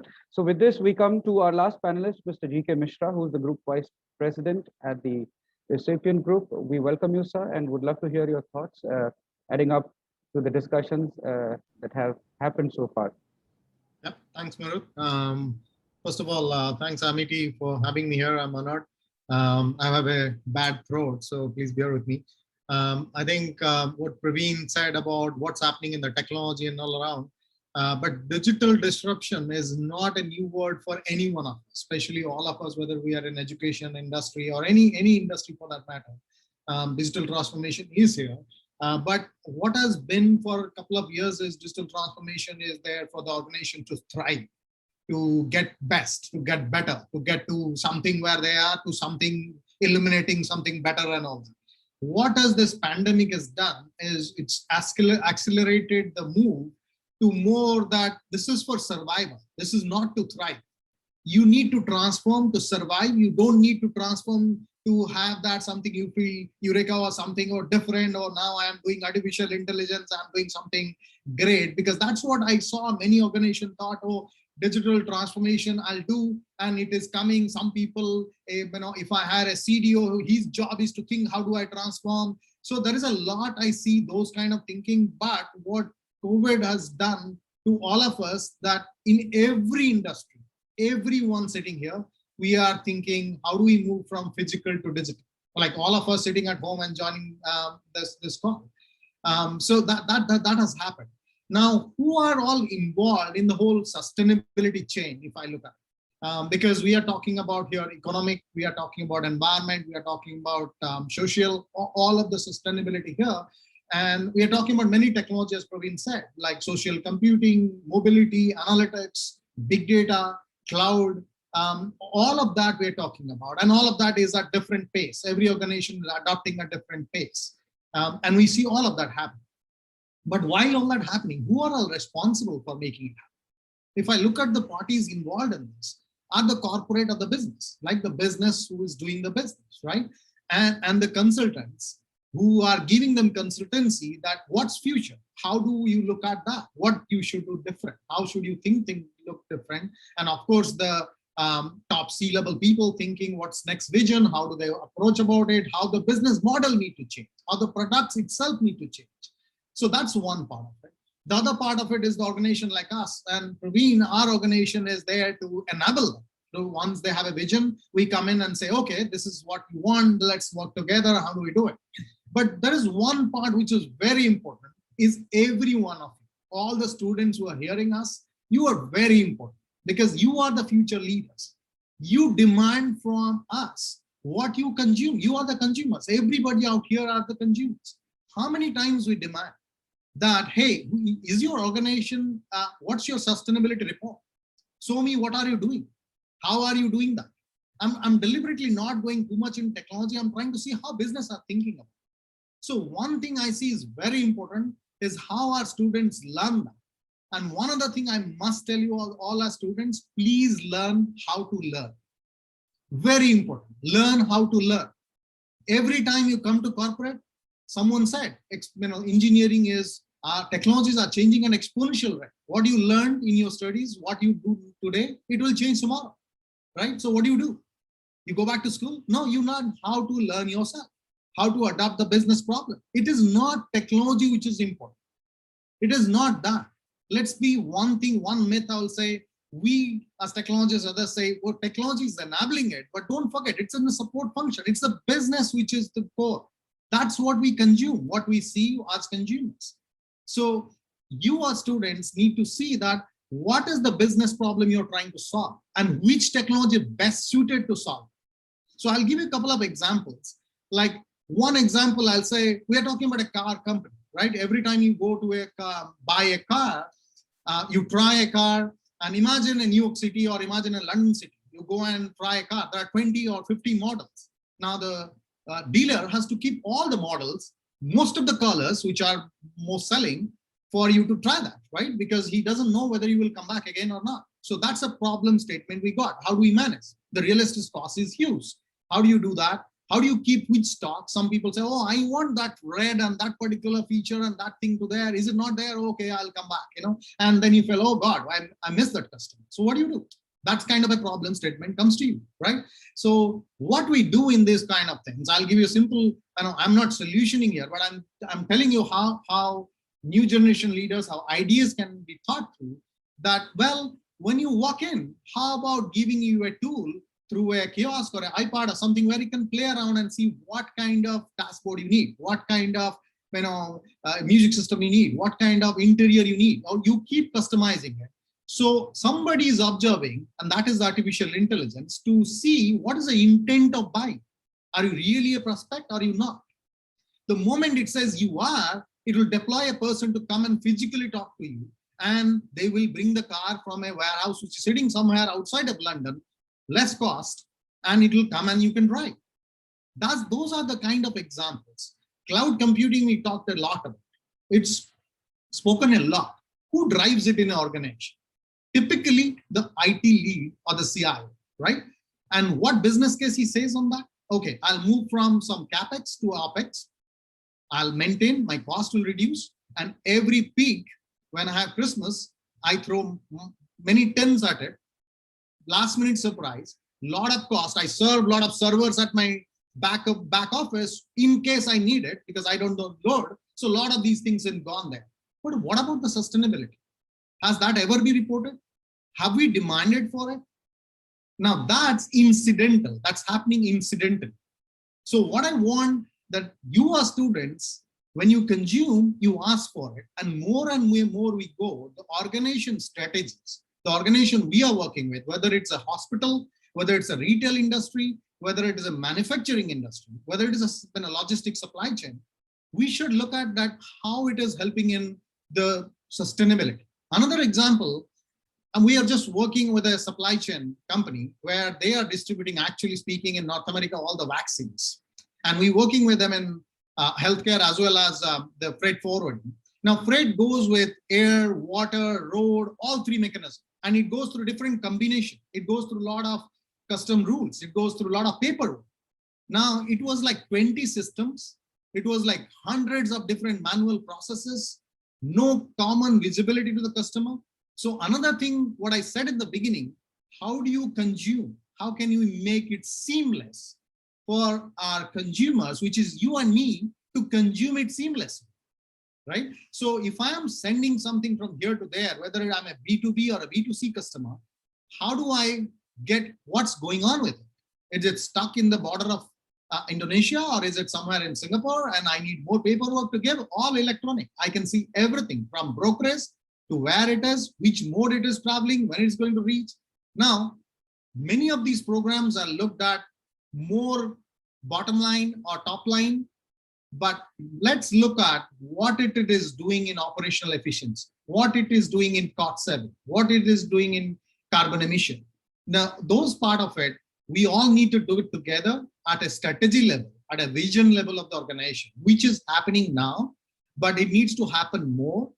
The adoption of the technology needs to happen first, and last not the least, the innovation. Now, it's a word everybody loves, that we innovate, right? But when you innovate, you know, or you feel it has to be something big. How do we do prototypes? How do we quick steps? That is where all the agile engineering, that is where all the agile processes are coming, because all the project management principles we are hearing every now and then, SAFe and others, is what it is teaching to the industry, that how do you go small steps, learn from the steps, finance that way, even intelligent financing, and every step see that what are you doing both on your profitability, operational experience, operational efficiency, your demand supply, both sides of it, and operational efficiency. At the same time, what is it doing to the sustainability?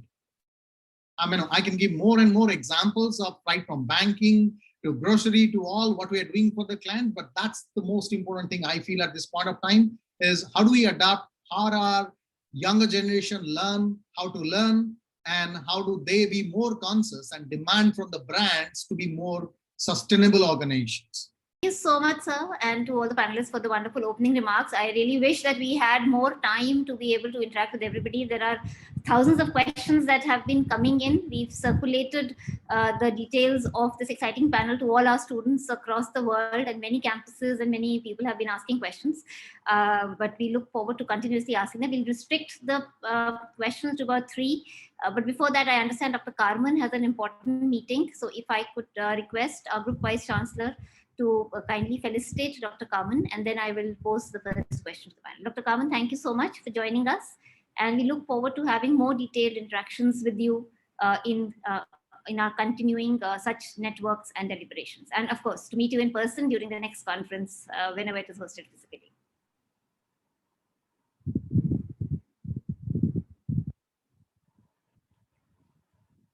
Thank you.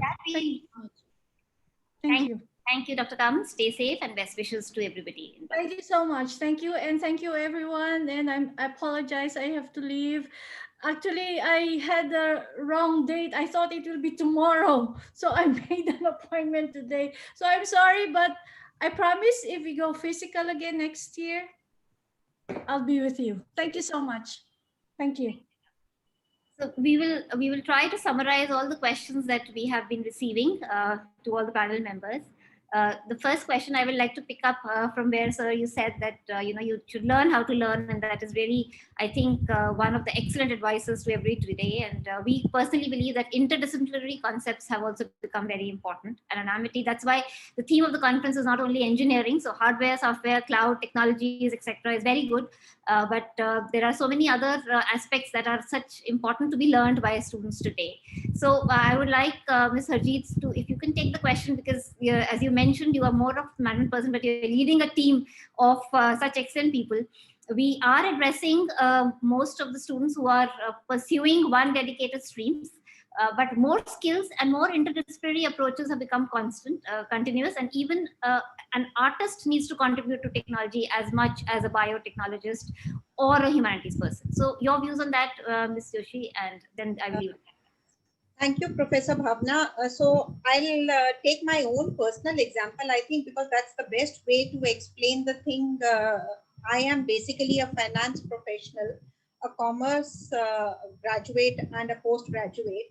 And I have been working in a highly technical industry, both in the oil and gas prior to my joining shipping, which is also a highly technical industry. And everybody had doubts about my capability of whether I will be able to lead a highly technical organization. And I think my success came from the very fact that Bhavna, you were just talking about, that all through my growth years in my career, I've always been a part of a multidisciplinary team. So it was never that I was doing exclusively finance functions, and it's very important.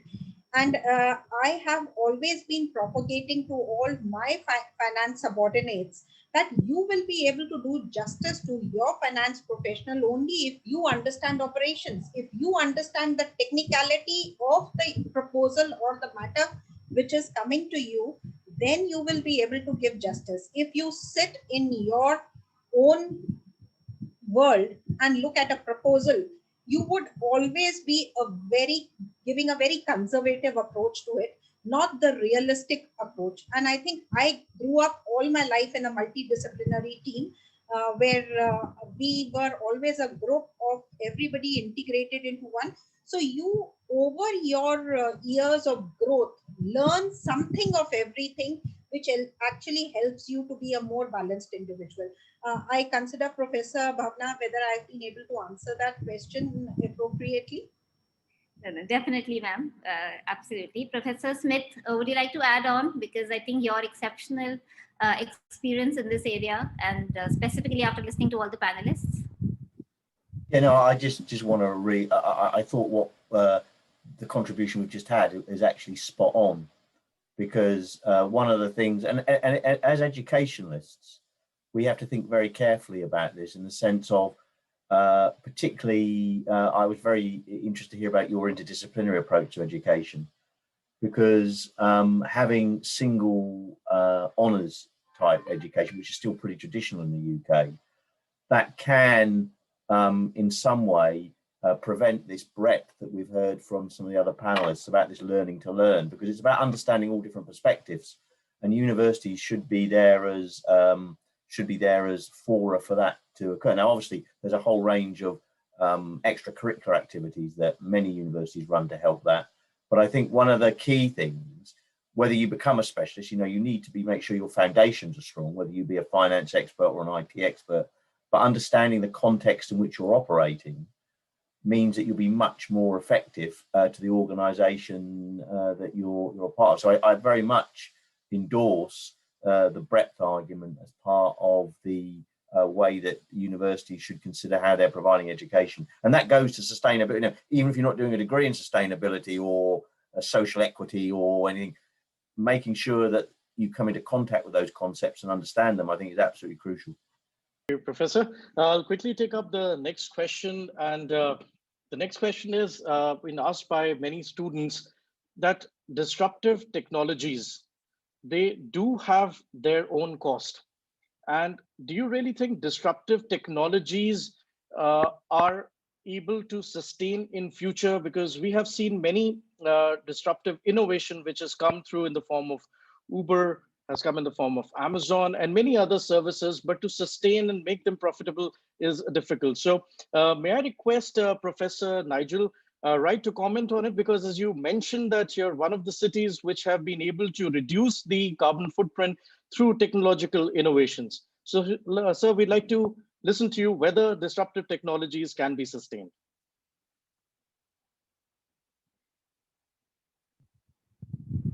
Could you unmute yourself, Professor Nigel?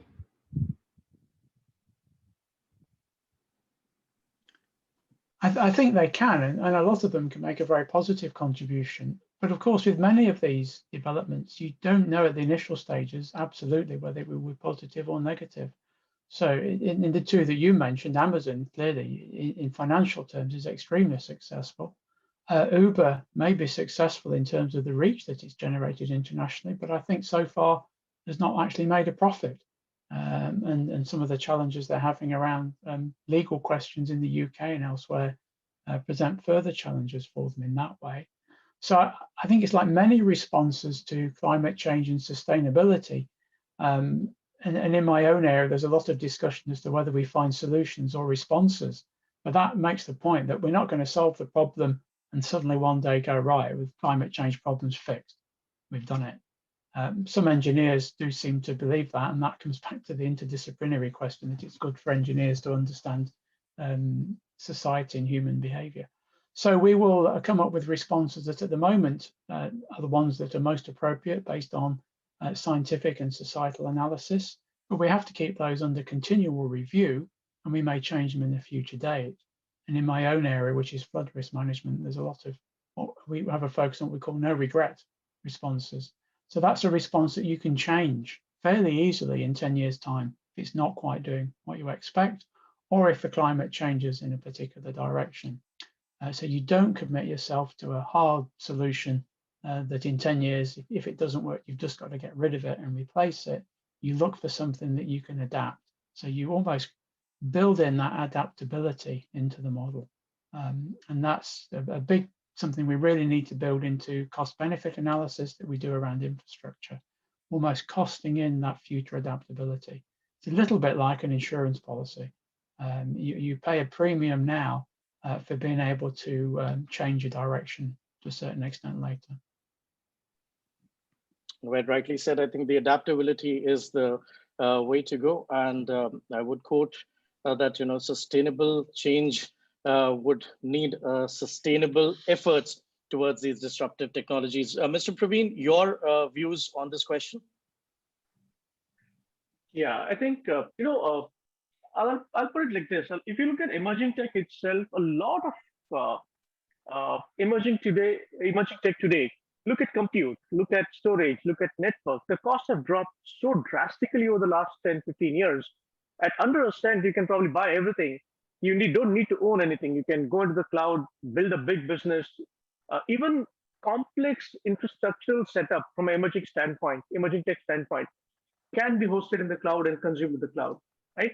So having said that, most emerging tech today, the foundation layer of what is required to build it is just practically marginalized, right? It's a very democratic world today. You've democratized compute, you've democratized network, we've democratized storage to such an extent that we are now democratizing skill required to develop most of these systems, right? So your input cost in emerging tech is disrupted very, very fast. And that's why we're seeing, earlier Lord spoke about, £2 to build a scalable using a strategic alliance model, right? But a leveraged model is working very, very effectively today. Now to sustain that, and what's happening, I'll tell you, Uber is not just a emerging tech, right? Uber is a very innovative way of, using technology to transform a business model, right? It's all about empowered edge. Everything else goes into the empowered edge, and it's an industry theme rather than emerging tech area, right? And quite a few industry keeps evolving out there. And the moment you reduce the cost of input costs of setting up a business or a business model and transition the model efficiently to a digital world, you'll start seeing that your return to profit or break even gets a lot more efficient and effective. So are they sustainable? The answer is yes. I think the ability to design think, to transition think, to collaboratively, look at the world holistically and then come back with a business model will probably be a good starting point if somebody's looking at starting up fresh and scaling up. There are enough examples of somebody starting today with very minimal capital and scaling to a unicorn in 2 years, 3 years timeframes, right? And it's becoming a norm. You hear somebody becoming a unicorn today, you probably are not surprised, right? There are hundreds of unicorns out there today. So it's more of the operating model, it's more of the business model, it's more of creative visualization and making things work rather than the emerging tech itself. Emerging tech itself has become a hygiene factor at the back end today. We would have actually enough to take up all the questions. I know, Chavi, you have another 20 questions, but I think Professor Smith also has to go. So I would like to, on behalf of the group, please extend our sincere thanks to the panel at least. And I would request our group Vice Chancellor to please join us in felicitating all the distinguished panelists who spared their valuable time and joined us for this panel discussion, which was marking the inaugural of this wonderful conference. Gaurav, could you please do the honors and share the awards, which we look forward to being able to deliver in person at the earliest possible opportunity. And we hope that you keep them in your offices and remember us by and look forward to this. Professor Mike, a mentor like you has, I think, been a wonderful thing to the Amity family. You are more of a member, and your continuous support to help us and organize these conferences is exceptional. Thank you so much for joining us in every conference at every time that we have ever invited you, and for helping us to organize such platforms in a much more meaningful manner. We extend our thanks to Professor Mark Smith. We are very proud of the relationship and the collaboration and the partnership that we are developing with the university. And so we look forward to continued engagements, to doing many more collaborative research and other kinds of initiatives between the two universities. Professor Nigel Wright, thank you for your memorable address, your very thoughtful remarks. I think this is a conference which is bringing together UK and India in principle, and our universities coming together is a small symbol and a token of that. And we look forward to having you give such interesting and memorable responses to our students for all times. Thank you. It was an honor to meet you, and we're very proud that we could get this opportunity to listen to you. It was definitely the first, as you mentioned, but it will definitely not be the last, and we look forward to your many inspirational message. We actually take this opportunity to confer upon you the Amity Excellence Award for Exceptional Leadership, and we specifically recognize the fact that you are the first woman who has taken over this responsibility of the Shipping Corporation of India. And we hope that your mentoring and your continuous support will help us to make our students not only better in terms of their academic skills, but also behavioral and other skills.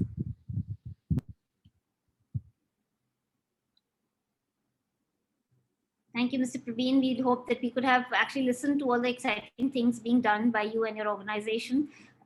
But we are going to be organizing a lot of events in the coming future, and your specific involvement and your guidance to our students will be a source of great motivation for everybody. Thank you for joining us today in the panel.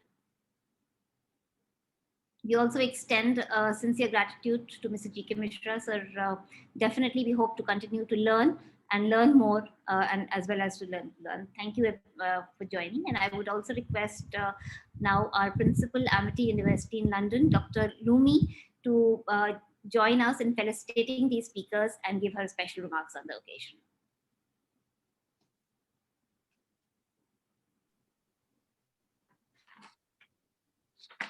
Hello, everybody. Dear distinguished guests, ladies and gentlemen, good afternoon. It's such a privilege for me and such an honor to be part of your event, of this event, actually, our event today, especially because this conference is very close to my heart. We started this IEEE conference last year in London, and hopefully the next event will be in London as well. So it's a great privilege to be here and to welcome you all to the participation of to this event to be today. And also I'm very grateful to all their guests and panelists and colleagues which actually share with us, especially ideas in technology and intelligent systems, which actually will become more and more part of our lives. Actually, without the technology today, it's clear that we cannot survive.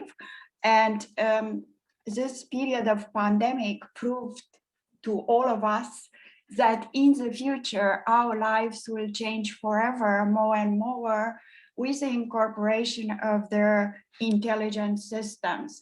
Your ideas today were remarkable, and they will open more questions and more possibilities of collaboration for the future.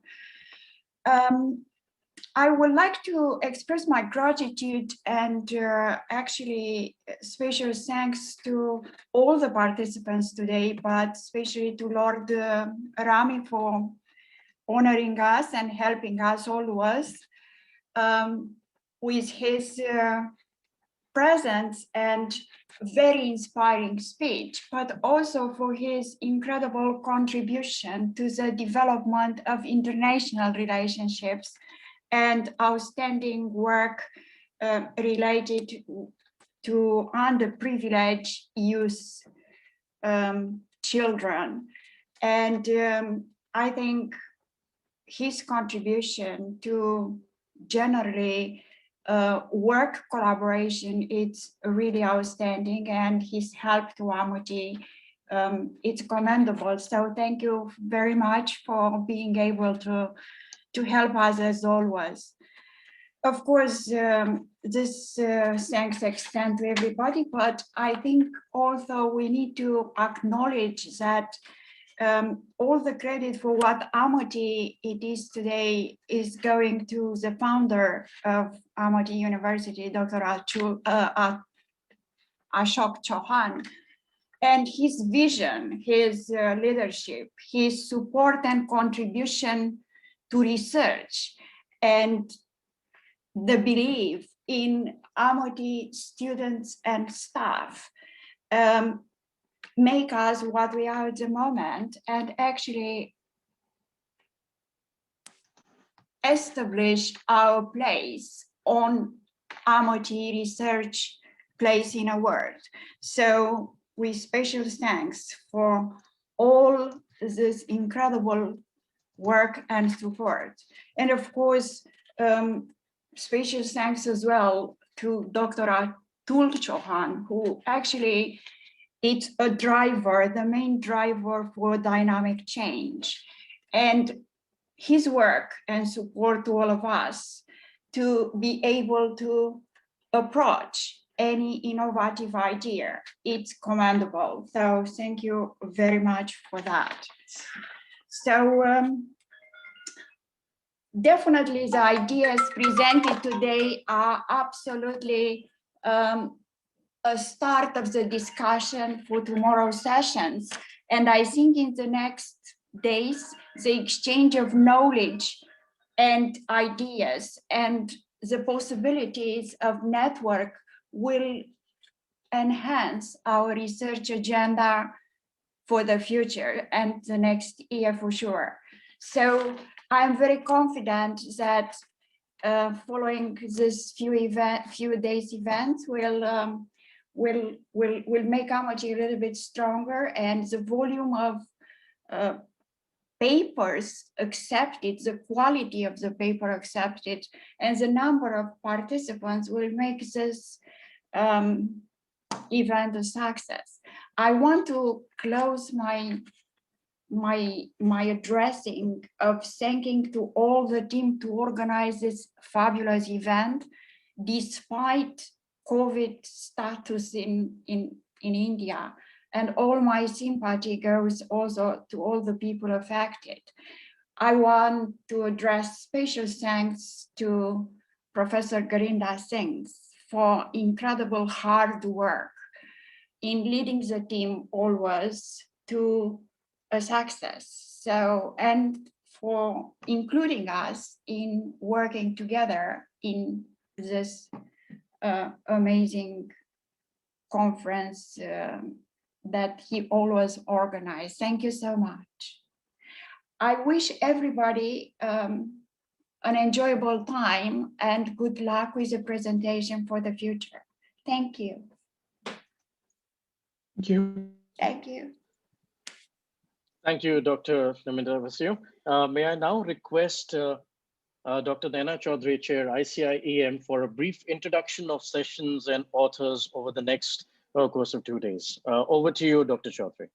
Yeah, thank you, Gaurav, and thanks to all the dignitaries who could spare their time from their busy schedule and joined us today to make this session intellectually rich and extremely enlightening for all of us. We hereby present to you the 3rd International Conference on Intelligent Engineering and Management. With the blessings and support of our Honorable Founder President, Sir, our Chancellor, Sir, and respected Group Vice Chancellor, Sir, we are organizing the third sequel of ICIEM, which was started by Amity in collaboration with IEEE UK section way back in 2019. The conference was organized in University Campus London and marked by the presence of some very eminent personalities from academia, industry, and research. And of course, the students had attended it from all over the world. The second sequel was carried out last year in 2020. Despite of all the challenges posed by the pandemic, Amity University has been organizing this conference in collaboration with IEEE without any failure every year. These are the glimpses from the previous conferences that was organized in a physical mode in London. This year, the conference, unfortunately, we could not organize in the physical mode that we wanted, but still the number of submissions that we have received is the testimony of our commitment towards the promotion of research and of course the commitment towards IEEE. We have received more than 400 papers from the authors from all corners of world, countries like Germany, Bangladesh, Malaysia, US, UK, UAE, etc. The submissions have been made by the authors from all across the globe. The submissions were made through EasyChair and they undergone a quality review process. The rigorous review process involved 3 reviewers for each paper and only 124 papers could make it to the final stage for the presentation and the publication of proceedings in the IEEE Explore Digital Library. The participants profile, in addition to the Indian authors, the authors from 17 other countries are participating in this conference. The presentations would take place in 4 sessions. The session 1 and session 2 would take place parallelly from 9:30 to 1 p.m., wherein 31 research papers would be presented in each session on session themes intelligent engineering and management and intelligent system and future computing, taken care by the session coordinators, Ms. Shubhi and Ms. Ruchira Srivastav, and the IT coordinators, Mr. Pratik and Mr. Vinay, will make sure that the conference would run in a smooth manner. The other 2 sessions would take place post-lunch from 2 p.m. to 5 p.m. The session themes will be use of artificial intelligence and Internet of Things and the security of healthcare and biomedical informatics. The session 4 will have the theme on applications of optimization, techniques and intelligent computing in sustainable development. Each will present 25 papers. We'll just have a glance at the authors and their brief profile.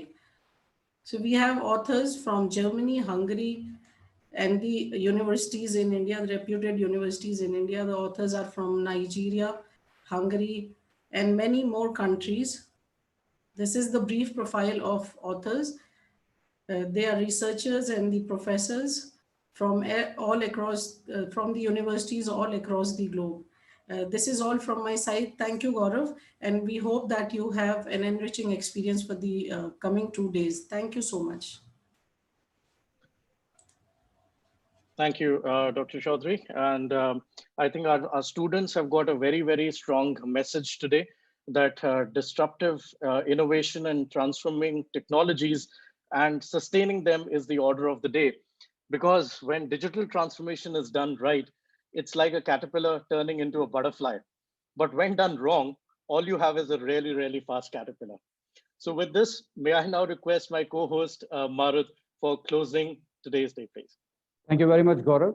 And with this, we come to the culmination of day 1 of the conference.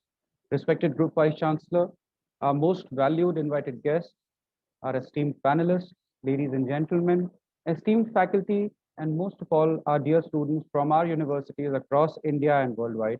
It is my proud privilege to have been asked to propose a vote of thanks on occasion of the prestigious 3rd International Conference on Intelligent Engineering and Management. I, on behalf of the founder president of Amity Education Group, our respected chancellors, Honorable Group Vice Chancellor, Amity Universities, and the entire conference team, let me just call it a fraternity of here together, and on my own behalf, extend a very hearty vote of thanks to all the speakers for gracing your important work and sharing with us your findings and opinions today. Special thanks go out to Lord Rami Ranger, Professor Mark E. Smith, Dr. Carmen Z. Lamangma, Professor Nigel Wright, Ms. Harjeet Kaur Joshi, Mr. Praveen Hugund, Mr. G.K. Mishra, and A very special thanks to Professor Mike Hinchy for his unflinching support and guidance throughout the course of the event. We will shortly be resuming tomorrow for our research paper presentations. And I think with this, we come to the closure. Thank you very much for joining us. We look forward to welcoming you again.